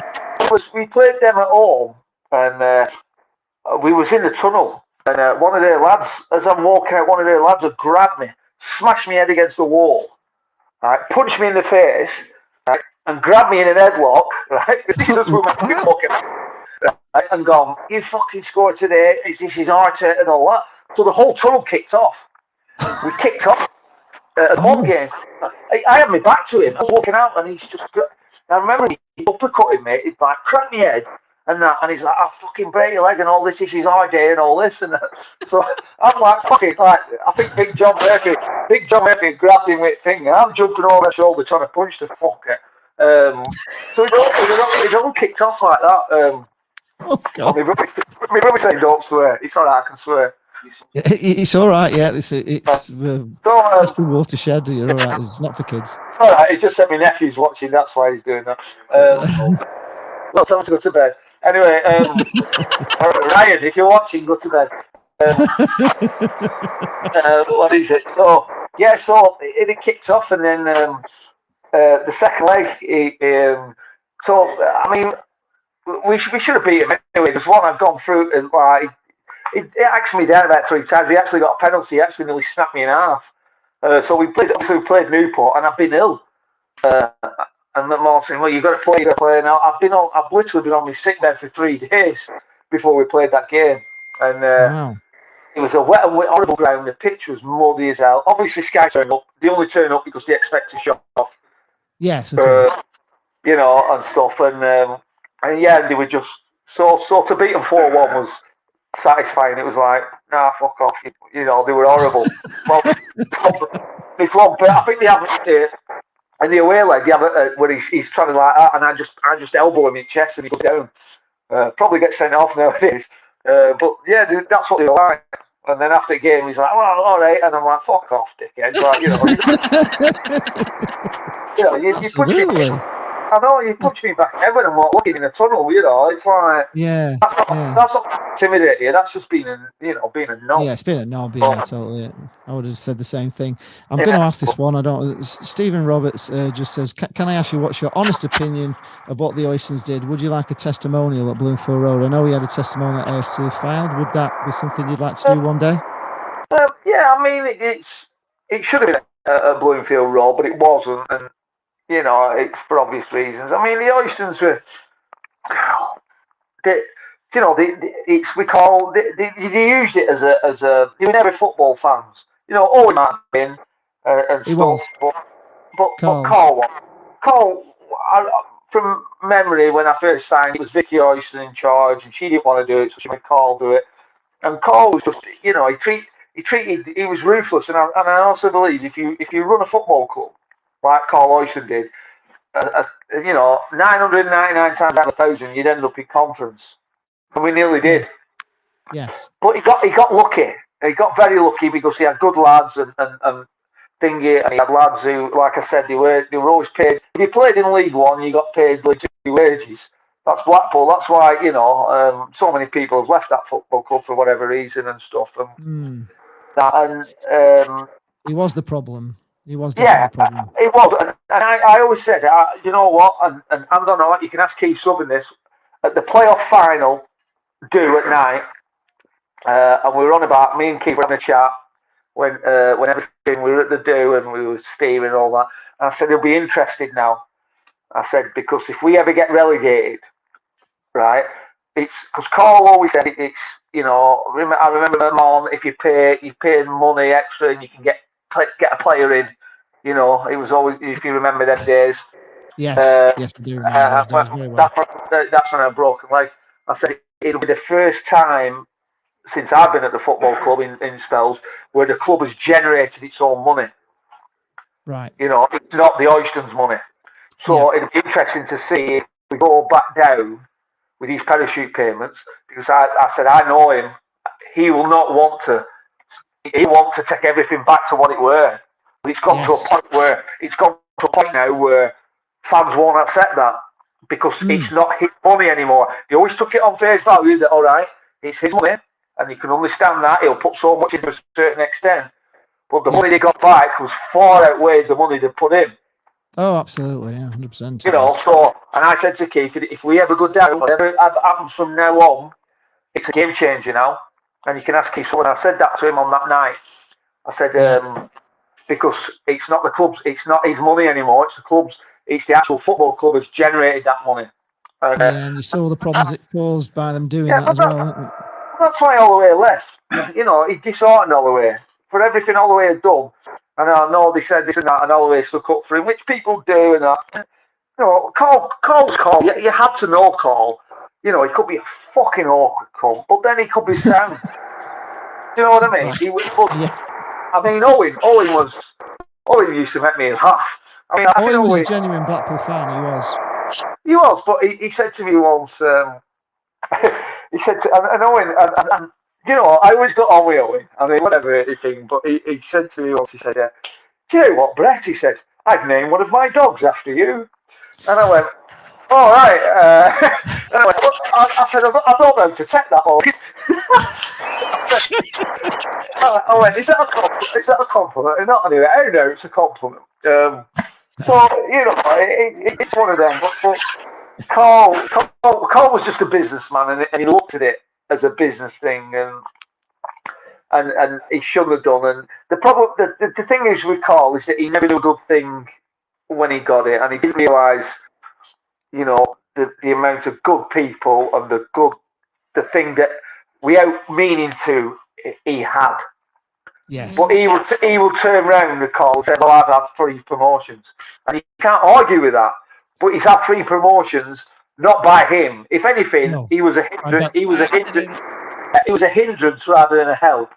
Yes, I totally agree. I think most Blackpool fans would agree with that. In 8.5 years of my spell at Blackpool, I have never once seen Owen Oyson at that fucking training ground at Squires. Not once. No. Do you know what I mean? And when I was at Southampton, the chairman would always be in with the manager and come in and meet the players and talk with the players and that. I never seen Carl Oyson at that training ground in 8.5 years that and 2 spells I was there. He wasn't interested. He really wasn't interested. He wasn't, and to me, he sort of got meant to do that job, if you will, because Vicky didn't want to do it. So he was the one. He was thrown in. Yeah. And he wasn't a football fan. So you can't. He was a businessman. That's the way he did it. And the things with business things he did to me when I left and stuff, and then he talked to me like he was like a good friend, and I'd be like, "Fucking, what can I do?" But that was there's a question I had to ask you. You obviously went to Southampton for 1.75 million. Do you know where it's buried? Because it's a question that all Blackpool fans answer. We had a look in that southwest corner when I was doing a picture update, but we didn't find it there. So I just wondered if you knew where it had gone. Well, I've got a theory, and my theory is that if you remember at that time, there was ITV Digital that had gone bust. There was who? ITV Digital. Yeah. Yes. If you remember, and a lot of clubs had spent that money, and it never came, did it? Yeah. And I think Carl, I might be wrong in this, but I'm sure Carl said, "Well, if it weren't for Brett's money, we'd have gone under." But he never fucking spent the money anyway, because he never spent money anyway. No, he never spent a penny. I think it phantomly went on the so-called phantom bill that we had, which we never did. But like Burnley and all that, if you remember, it's quite a big thing. A lot of clubs were like, it put a lot of clubs in a lot of shit, and they nearly went bust. And I think ours was a phantom one. So yeah, but don't worry about that. You may remember this. Stephen Hutchins saying in summer 2001, you had a photo with his 1-year-old son at Bloomfield Road. It was a meet the players. You may remember he was screaming the place down with loads of tears, and he had a big tangerine dummy. Do you remember that moment? I don't. The thing is, I'm thick as a floor. So there's a lot of things I don't remember going out with my friends, but I didn't remember that photograph you put on with me eating a hot dog. I was looking at that going, where the fuck's that come from? Because it superimposed my head, but then I looked and I thought, that's my t-shirt and they're my arms. So have you done that? So yeah, I don't remember. I'll tell everybody this story about that. We went down to Squires Gate. It was a friendly. I remember it now. Thing for the muckers, and you were there, and there was a hot dog seller there, and they were asking you to pose for a photograph of the hot dog. So that is my photograph that I took, but I took the background out of it and just let you, and then I put it on like a seaside front, so it looks like you're eating on the. That was actually at Squires Gate. So for anybody who wondered what that photograph was, that's what it was. You know, I've had so much shit over that photograph, and the thing is, until you explain it, I couldn't remember. So I'm like, it's superimposed. I have no idea. Yeah, I've had so much. I've had loads of stick for that, and I'm like, oh. So I'm thinking that's my t-shirt, and they're my own. So you don't think it's definitely you. You just don't remember the hot dog. I don't even think you ate it. You were just posing for a photograph for the hot dog seller. I think that's what it was. So, Ben says, "What was the best bit of advice you ever got off Ollie?" Ollie, I got loads of advice off Ollie. I mean, he's a great storyteller. We could have a meeting. We always used to go in at 10 o'clock, half 10 minutes on training ground. Sometimes you'd have a quick meeting, go out for training. You could be there for 2 hours. He was like that. He was 2 hours later. It's 12 o'clock, and you're thinking, "Fucking hell!" I want to go home. We haven't been out to train yet, but I mean that was all his passion. He brought what he did do was it made me at the time. He gave me my confidence back. Basically, and give the belief back. And he was motivational, wasn't he? Do you know what? I wish I'd have met. I wish I'd have played for him in that system as a young kid. I wish I'd have played that at 22, 23, because I felt I was a better player. You always do anything, but I'm more knowledgeable at the game and stuff. I think I learned more in them 2 years, really, than I had done the previous 3 or 4 or whatever. Just tactically and everything and stuff. He was different class for me. Absolutely. He was incredible, wasn't he? Stephen Woolley saying, "How did you cope with the heat at Wembley in the playoffs?" Because I remember it was like 106 degrees, wasn't it? Did that affect you, or were you just absolutely? How did you cope with it? It was unbelievable. We didn't actually. It was we had black warm-up tops, and we had to send for the white ones because someone went out in a black one and nearly burnt to death. It holds heat, doesn't it? I just remember at half time, my temples were. I had stuff. We had an ice thing, and I'd stuff in my eyes. We had wet towels on. Everyone had the same, and no one spoke, and all the way was just giving his team talk. Because it was so hot, it was ridiculously hot. I think it was 106 Fahrenheit at one point, wasn't it? It was 106, yeah. He even showed it on this. It's probably the hottest I've ever been in any game I've ever played in. And the occasion. I mean, remember when we walked out and they put them flamethrowers on? Yeah, they'd be hot as well. And I said to Fletcher, "Have my fucking eyebrows still here?" Because I felt they'd gone. So walked out, it was hot, but this heat come on. It was like it fucking melted. I like him off Indiana Jones at the end, when he melts. And that. And I was whispering to Fletcher, like, "Has my fucking eyebrows gone? Just check." So that was a bit fun. No, it was ridiculously hot. There's one thing I want to ask you about Holloway, and you may remember the calendar. Do you remember the calendar? I've got to ask you, Brett. I really have. How did they get you dressed as a bumblebee? You look the most miserable bumblebee. Well, there's a story behind that. The story behind that, right, is that we were doing it for Brian House, which is the charity, unbelievable cause, and it's we're terminally ill kids, basically, with the parents, and there's nothing they could do for them, and stuff. So we decided to do this calendar, and it's another thing that always absolutely brilliant. So I said, right, we'll do a calendar, and we'll do it on movie themes, on film themes, and that. So we did it at Funny Girls. So if you look at the card, it's brilliant. Yeah, it is. And we all did 2. I think I did one Men in Black with me and Jason Newell, and then the second one was meant to be A Bug's Life. And I got there late. So we're in Funny Girls. I got there late because I finished training last. That day I forgot to put my boxes on, so I haven't packed any underwear, right? So then we've got to put blacker stuff on. So I'm the only one with this pink shit on, right? there's obviously in Funny Girls the campus people you can ever meet, right? So I'm sulking from the start off, and then I had to sit on this mushroom, and this fucking mushroom wouldn't stop. If you sat on it, it just kept spinning round. So, and it wouldn't stop spinning round.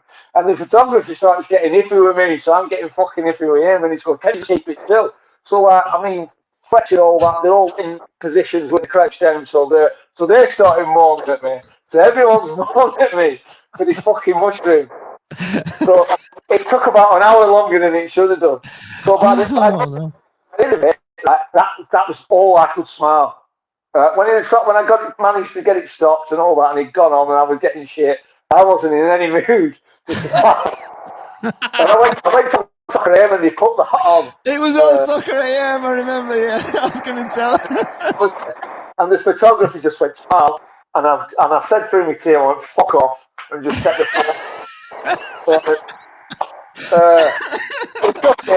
And he looked at it and he went, "Well, you still not smiling." He went, "But it's the best one we've had in 3 hours, so we'll wrap up." And that was like, and that's why I was like, the lads were getting on me back. Well, you come and sit on, and well, do you know what? You sit on this fucking mushroom. You know, it was just. It was Oh, funny story. Heinz69 has said, your nickname given to you by the pool players was Steptoe after Albert Steptoe from the classic TV sitcom. Do you remember any similar unflattering nicknames of the pool players? We had you know what? I used to have loads. They used to call me Stigger the Dumb. It was Gary Bradley. Again, when I walked in, one of my first days in '97, I walked in and he went, fucking Harold or something like that. You know, perhaps. So it's just, lads always have nicknames. I just have not too many to mention because, you know, anything converted with Scruffy or Tramp or anything like that, I got it. You know, Strachan used to say to me, "Ormerod, I've seen better dressed wounds than you." And I used to say, "All right, Gaffer." And, you know, well, you know, I said, "You know what?" I said, I'm a shepherd, not a sheep, Gaffer. And he'd go, "What?" I said, "Well, you know what? I can put an Armani." I said, "I'm the only one who can put an Armani suit on and still look a bag of shit." I said, "But you know what? I'm an individual." And he went, "It's the best fucking answer I've ever heard." So, super answer, yeah. Right, I've got Carver here posted.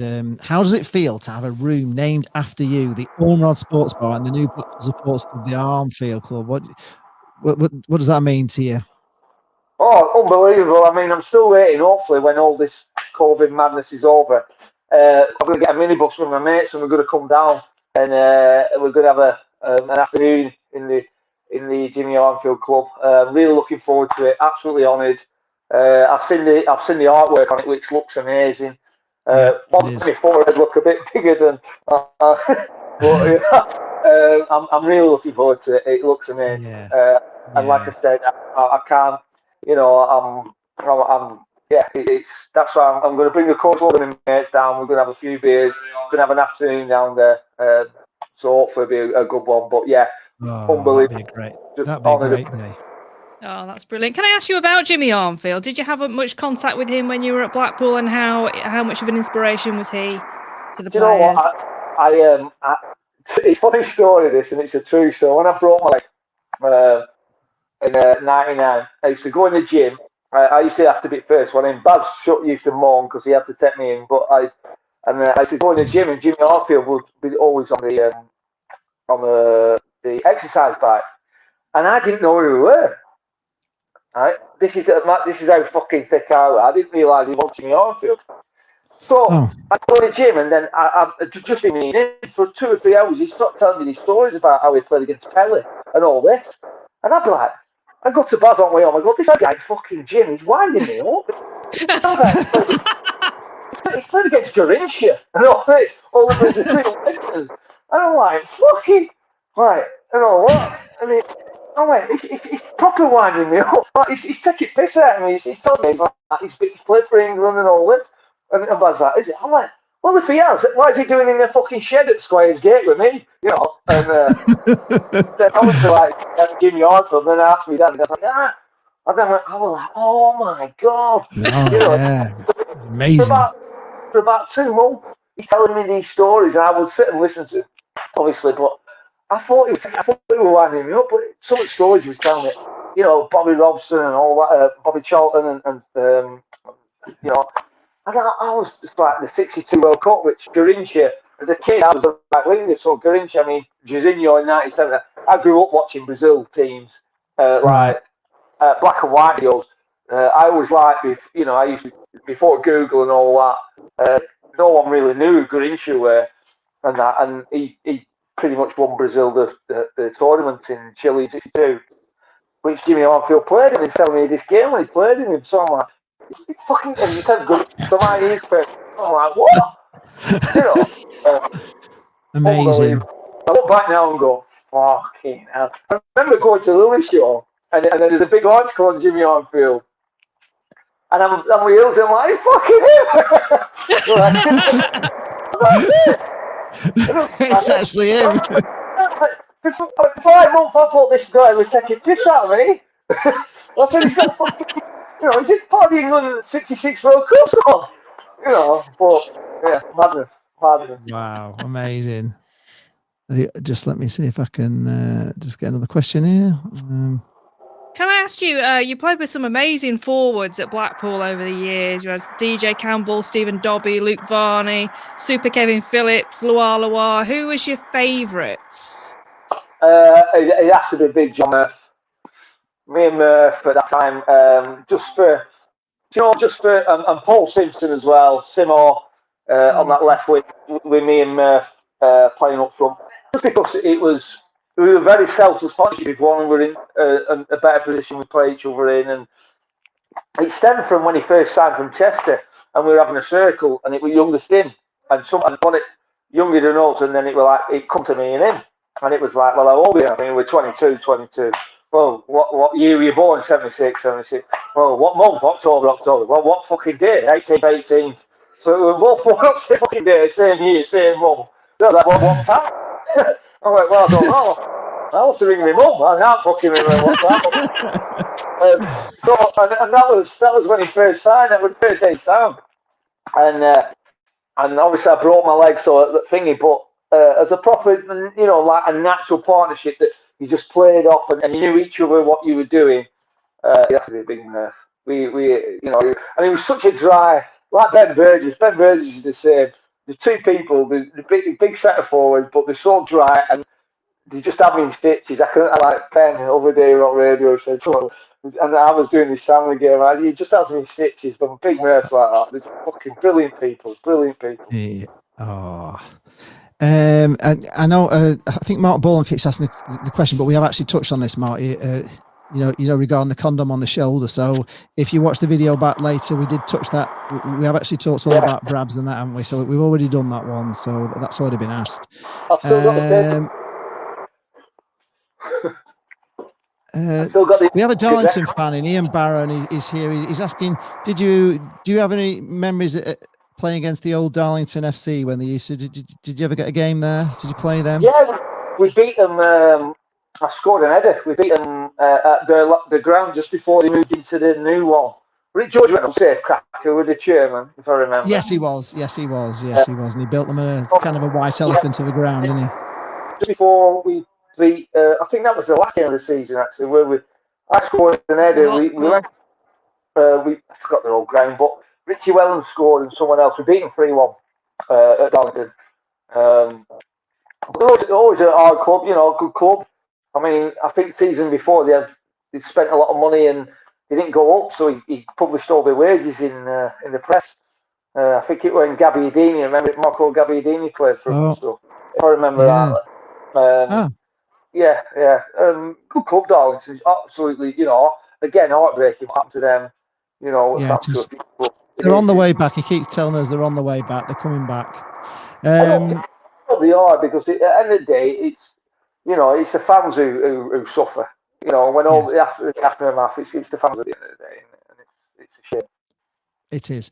Kyle Bell is on saying a question for you. What is your biggest highlight when you played football? Just your biggest highlight?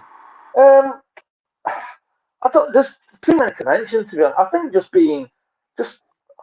I never looked back in my career until I retired, and it's because I just thought, you can always, just keep going as long as you can and see what happens. And I look back now and I think it's all a highlight. I got to do something that I always wanted to do. It's not many people get to do it. I played in games and for football clubs that I could never imagined. I had a lot of ups and downs. It is ups and downs and stuff. And I do look at it and think, wow, there's still times when I look at it and think, has that really happened to me? You pinch yourself and say, did that really happen to me? As if you didn't realise how good it was when you were in it. Yeah, and because it was I always, even when I went back to Blackpool at 33, I didn't want to, I never wanted to look back because I just wanted to keep going and going and going and just see where it took me. And now I look back now and it's I'm very, very proud and very humbled and to be able to do a job that everyone wants to do, everyone talks about, everyone's, you know what I mean? Everyone's appreciative, and I feel very humbled and very privileged because it's all I ever wanted to do as a kid. When I left Blackburn at 18, I fell out of football I had a double hernia operation. I fell out of football for a bit. I ended up going to Aki Stanley because a mate of my dad's knew a coach and said, get him down there. I was, and I never really looked back from there. And I went to Aki Stanley and met ex-pros who gave me my confidence back, and it went from there. And I think, wow, it's a scruffy kid from Blackburn. I don't know, like, you know what I mean? There's always time to look back and think, what if? But I always give it my best, and that's all you can do. And you need a bit of luck as a footballer. You need a bit of things, and I can always say I give it my best. And you've had an amazing career, a really amazing career. Do you want to ask him? Yeah, can I ask a question about the Premier League and how different that was for you as a player? Because certainly as a fan, I noticed it was very different. We were all over the media. Everyone wanted to talk about Blackpool, and we'd go into the stands and there'd be loads of faces there that we didn't recognise. And how different was it for you in the Premier League as a player? It's the Premier League. It's a circus that is the Premier League, isn't it? I mean, if I'm totally honest, when we went back in 2010, I didn't think the standard was as good as what it were when I played at Southampton. Your Uniteds and your Arsenals weren't as what they were then. But it is what it is, the Premier League. It's a massive circus, and for Blackpool to be, everyone, the best thing about it is that everyone loved watching Blackpool. Everyone enjoyed that. That season, we went down on, I think we're the highest goal scorers ever to get relegated. We went down on 1 point where Brian Woolnough, all right, God bless him, he's died now, but I remember him being on that soccer thing, he's saying we won't win a corner. Yes, everyone expects to fail. And we took the game as it comes, and it was only to the end where where I think lads probably lost a bit of confidence, but we just had that, not naivety, but we just wanted to play football. And we had fans who backed us regardless, And it was magical. It was magical. We'd become everyone's second favourite team, didn't we? And it was just a go, and that ground was packed week in, week out. And, everyone made a weekend of Blackpool, didn't they? They're coming up from London, they have a weekend, and stuff. And even when we played Blackburn, all my mates who were Blackburn fans, we all sat down that weekend, and to be part of that was absolutely magical. It would have been nice if we should have beat West Ham and gone back up. We should have beaten them. We would have better team on the day. And it could have carried on that legacy. It wasn't to be, but who knows? There's a new owner in now. He's putting his money where his mouth is. You've got a good squad, I think. He's putting together a really good squad. I know Chris Maxwell, at Wrexham and Maxie, I've spoken. They absolutely love Neil Critchley. They say he's unbelievable coach. And I think, given time, I think that team will, I definitely think they'll get into the Championship. Somebody asked, what did you think of Jerry Yates and Medine partnership for Liverpool? And that's TJ Hamilton, obviously, another young lad that's rapidly fast, isn't he? Yeah, I think they're brilliant. I think Medine, when he came back, he wasn't obviously fit. Yates was struggling a bit because he was playing out on the right. I don't think Crixley probably knew his best team, but he sort of put them together, and they work absolutely superb. I mean, they're scoring goals. They're probably the best partnership in that league.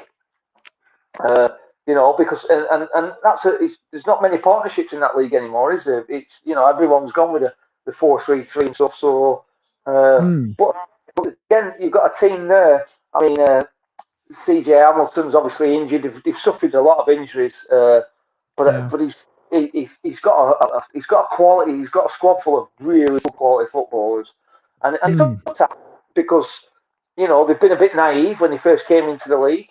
You've got a lot of lads who, and they're getting a bit of criticism, but I do believe they've got the core of that team are good enough to get them out of that league. I really do.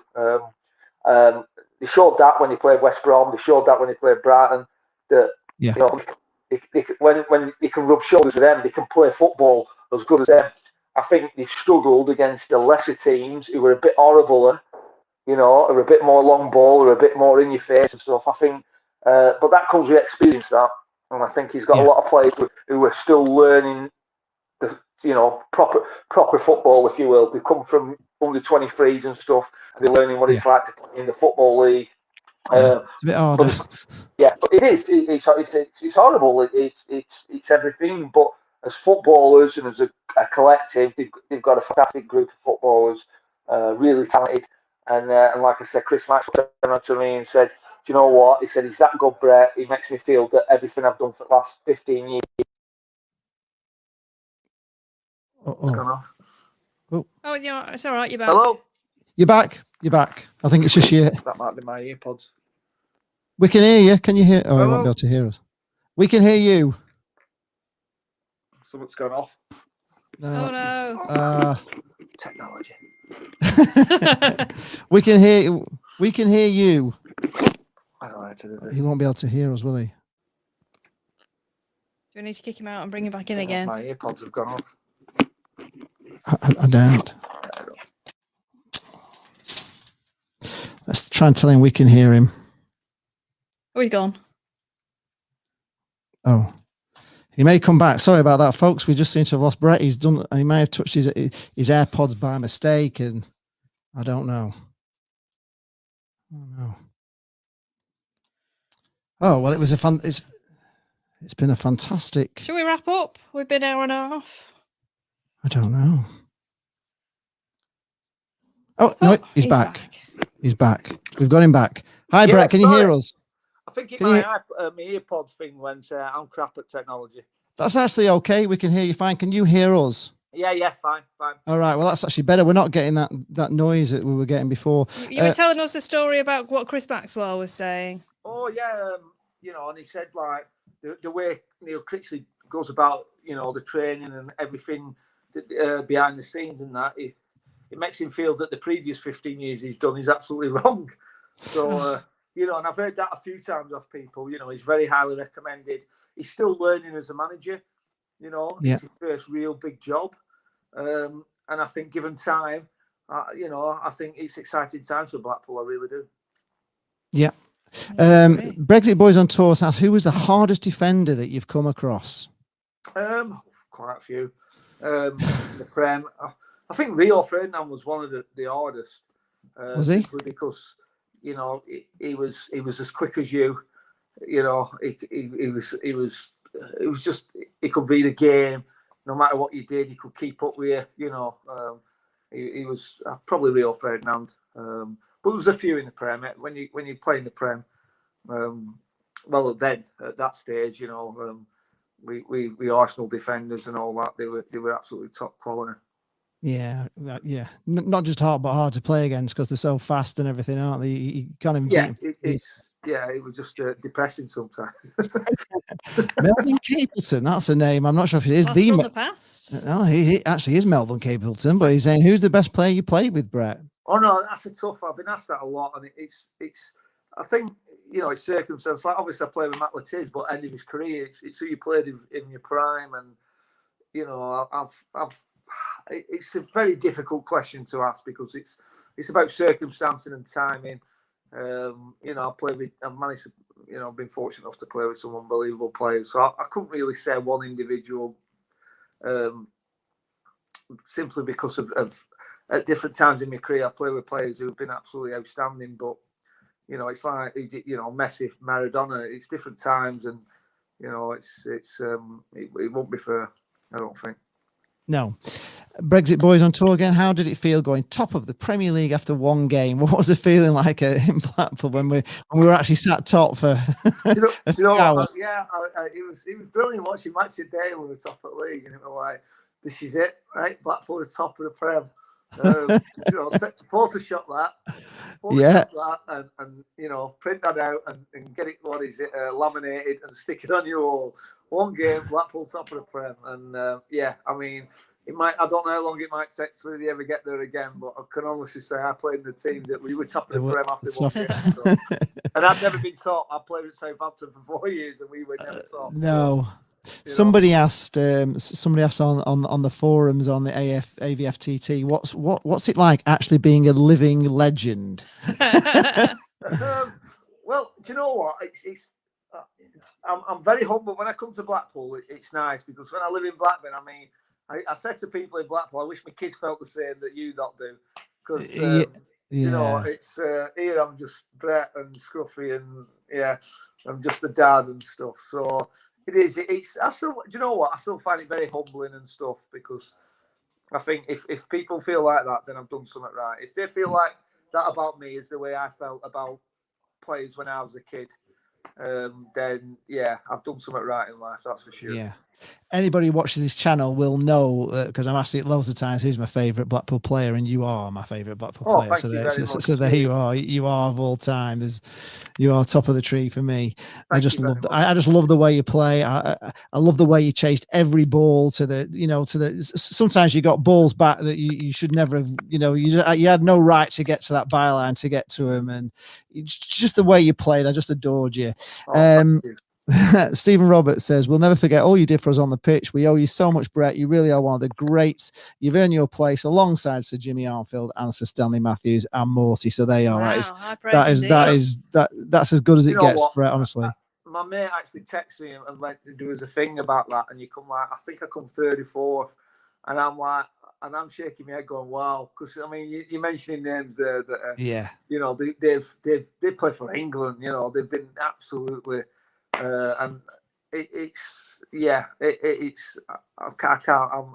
It doesn't compute because I'm too thick to realise. You know, I'm not thick to realise, but I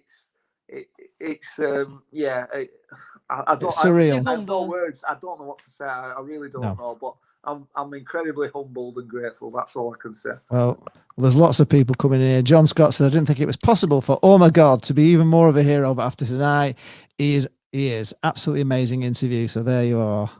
Thank you very much. Cheers. What's this? Anthony Bentham is saying, could you apologise to Brett from the Balti House for making his curry so spicy on his last visit? Is this a funny story that we need to know? Yeah, well, that is my mate Tony Bentham. I was telling you, I was in the pub kicking my other mate.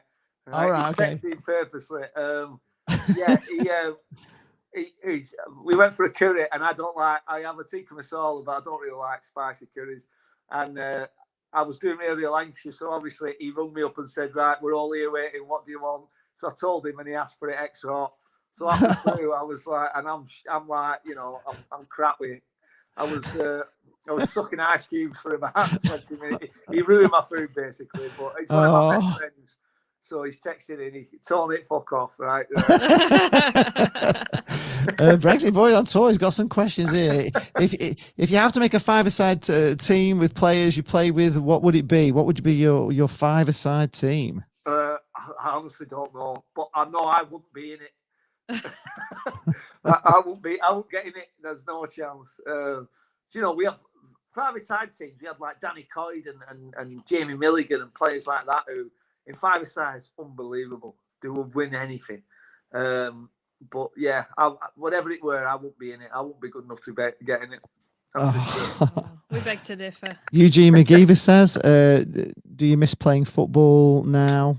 I do a bit. I do. That's why I started playing again up until COVID. I started playing for Darwin Vets and I have a seven-a-side team at Iron Sports Centre that started playing.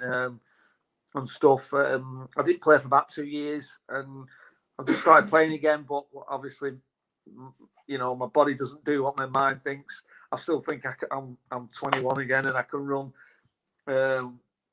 So yeah, I'm a bit slower than that, but I've still scored a few goals. But yeah, it's but it does. You know what? Afterwards, it's yeah. I still love it. I still. I do, and I miss it. I miss proper football. I do. Yeah. Somebody did ask early on. I forgot to ask, but they asked you if you ever got the chance to manage Blackpool, would you? Do you know what? Or would you like to leave it as a legend? Yeah, I was very adamant when I played that I wasn't going to coach, but obviously me and John Hills took over Fouled for a bit, and I really enjoyed it. I we had some great lads there. We won a few games and stuff. It was only temporary until they got a new manager in, and. But I really enjoyed it.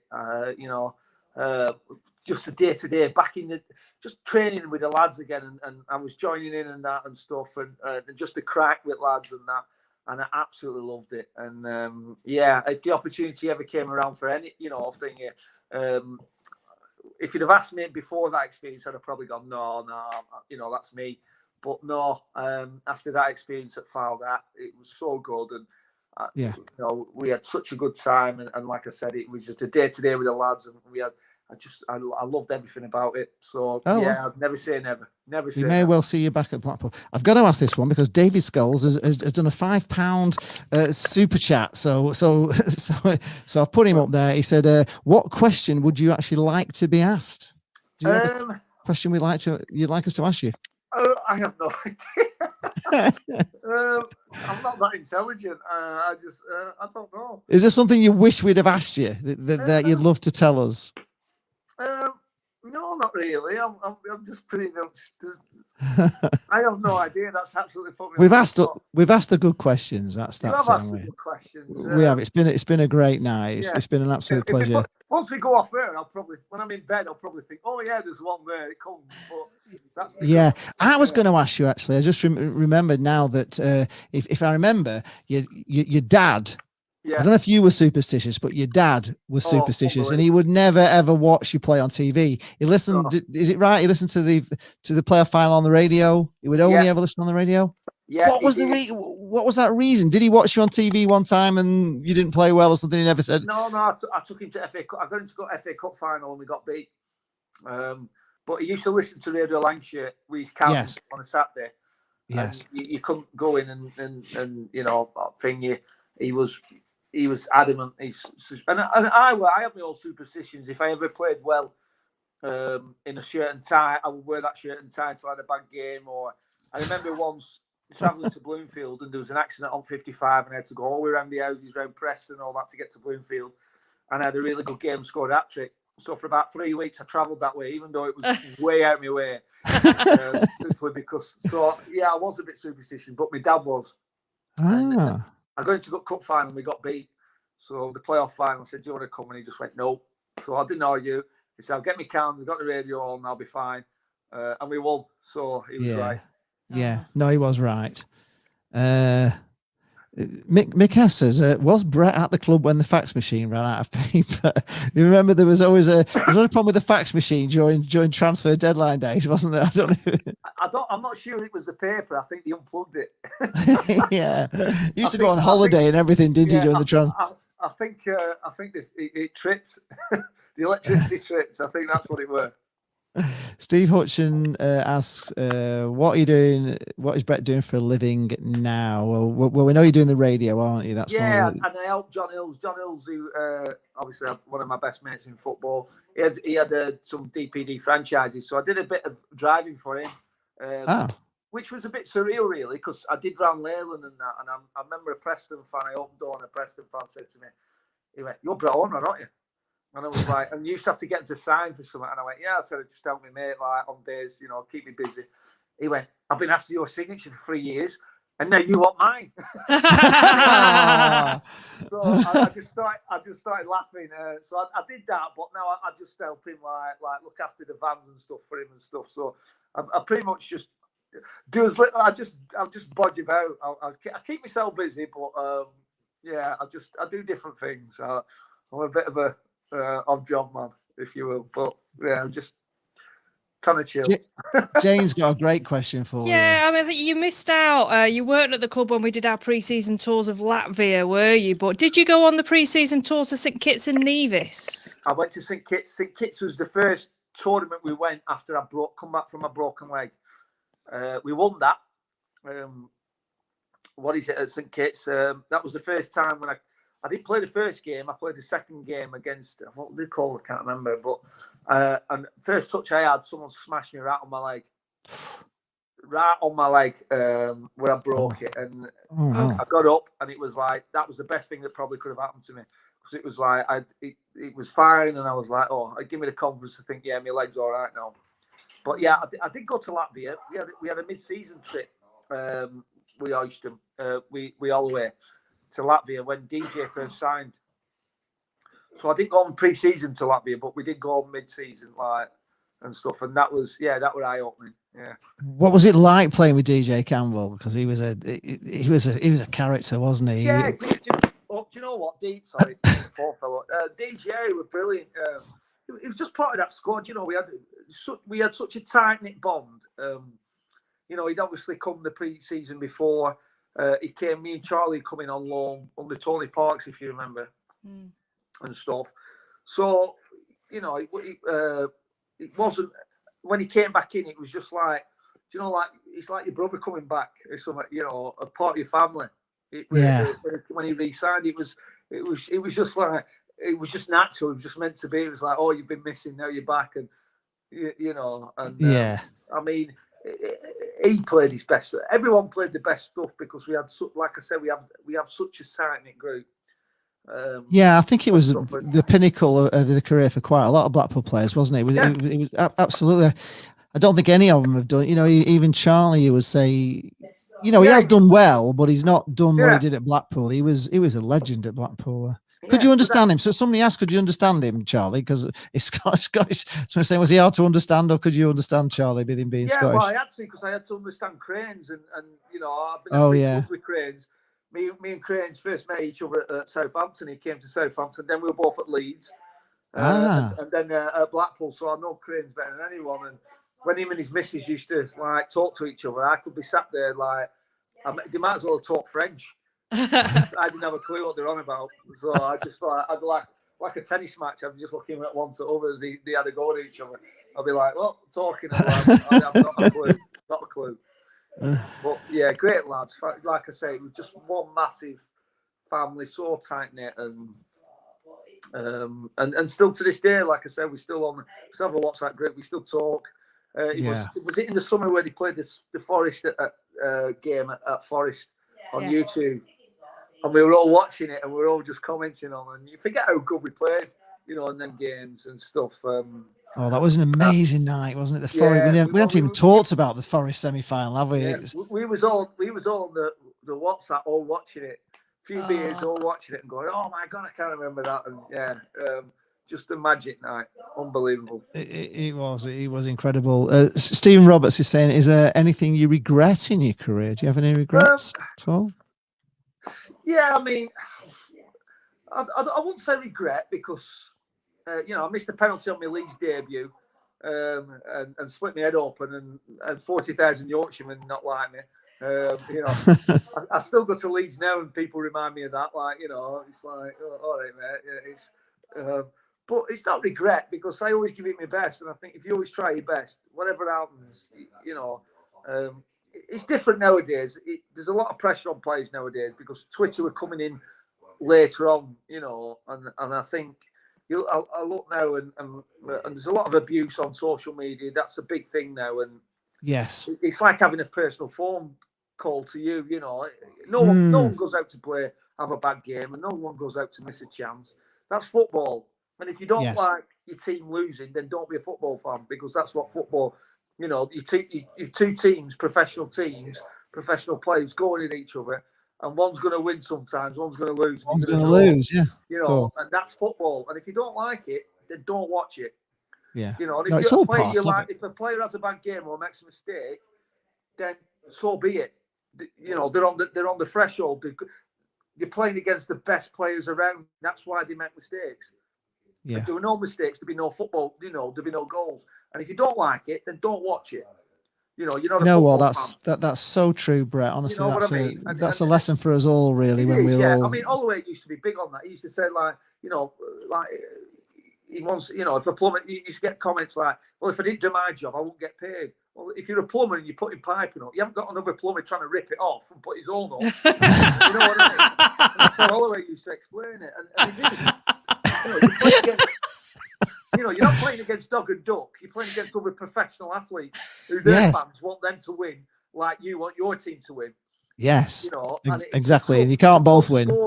It's a tough thing. It's up the threshold of what it is, and that's why everyone loves it, and that's why you get results. What are results? And if you don't like it and you want to abuse people, then don't watch it. Don't be a football fan.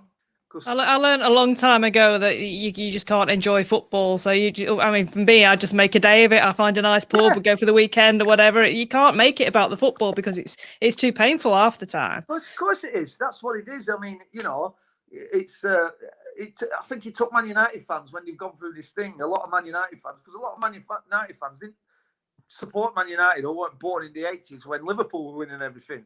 So weren't used to it. I mean, you watch them things on YouTube, the Arsenal fans going on about, it cracks me up that these Arsenal fans, like they've got a God-given right to win everything. Yeah. No, you haven't. That's when they have to take a step back and they hounded Arsene Wenger out and say they were the good days because of what Arsene Wenger created. Oh, it was unbelievable. Hasn't got a God-given right to win anything. No. You know what I mean? So we know exactly what you mean. You've got to take things in perspective and stuff. And if you don't like your team losing, if you don't like a player making a mistake, then don't go and watch it. Simple. Don't watch it because, my mates used to come and watch me play on a Saturday and say, well, you should have done this, should have done that. And I go and watch them playing for dog and duck on a Sunday and they couldn't pass water. You know what I mean? They kick ball out of play and they'd be clapping. I'd be like, mate, if I did that, I'd be getting booed. You know what I mean? Yeah, exactly. They'd be telling me exactly what I should have done. So I'll be like, yeah, whatever. Yeah, exactly right. That's football. Everyone's got an opinion. Yeah, all right. But if you're going to give people abuse and you don't like it, then don't watch it. Simple. That's my opinion anyway. Floor Filler says, I've never sat and listened to such a down-to-earth, fun and interesting bloke. I will forever worship the ground, the grass you walk on, from Phil in Teesside. Oh, thank you very much. Cheers. I appreciate that. Yeah. I think we'll just do maybe one last comment and then we're going to wrap it up because we're coming up to 2 hours, Brett. We've kept you way, way, way too long. Oh, you're right. Don't worry. What can we fill up? Okay, we'll go with something completely non-football related. There we are to finish on. What was your favourite ever film back in the day? Oh, well, I'm a massive film fan. That's the one thing I love films. So obviously, the original Star Wars trilogy has always been my favourite. But I'm a massive Chris Nolan fan. I love the Batman trilogies. Batman Begins, Dark Knight, Dark Knight Rings. I love all. Yeah, I'm a massive film buff. The thing with streaming is that I used to have a cinema room. I had 10,000 DVDs that are in boxes in my mum's house now. You're talking which are all to me. irrelevant. I replaced all my DVDs with Blu-rays. I've done the same. Everyone rings me up every other day, says, when you're going to move this shit. So is it that Zephyt or something where you can? I've got to do all that. I've 10,000 DVDs to get through. Because that was my hobby. That's my hobby. Well, I'm doing the same thing. I have a big cinemas screen here, and we were thinking of doing a home cinema. But I'm the same. I used to buy DVDs, then I got on Blu-ray, but you don't need them anymore because everything just streams in 4K. Well, so it started when I moved to Southampton, and before my wife and kid moved down, I was in there for 6 months. So I bought a laptop and I used to go to HMV when HMV were a big shop, and just buy films and just sit back at hotel and watch different films every night. So that's where the DVD collection started, and it just grew and grew. But now they're irrelevant now, aren't they? So they're relevant. No, my mum's conservatory. Your mum's stuck with them all. My mum's conservatory is full of them. So just boxes and boxes of DVDs. I think it's Zephyt, is it, where you can scan them and sell them. You probably can, so that's something I've got to sort myself out with. I've got a big collection here in this cabinet here. But Brett, honestly, it has been amazing. It's just been an amazing night. I hope everybody, that's been watching this, people will be watching this as well on the rerun. And if you have, just like this video, because I want to do more of these. And if I can get more ex-players coming, I hope you've had a good night, Brett, and you've enjoyed it. Brilliant. We want who's on our hit list that we want on. We want GTF. We'd like on. We'd like Craney on. We'd like DJ Campbell on if we could. So we need lots of likes on this video, folks. If we get lots of likes, then I can get back to Brett. I'll put it to the lads on group. I'll chuck it on. I'll probably get Keith Southern. I'll probably get Gary Taylor Fletcher. He'll probably do it. Yeah, Evo, if we can. Well, I know he's busy at the moment. Obviously, he's running a football club. But that's brilliant. Thank you so much, Brett. You've been amazing, as you always have been amazing for us. Thank you very much. I've really enjoyed it. We're going to let our audience give you a big cheer.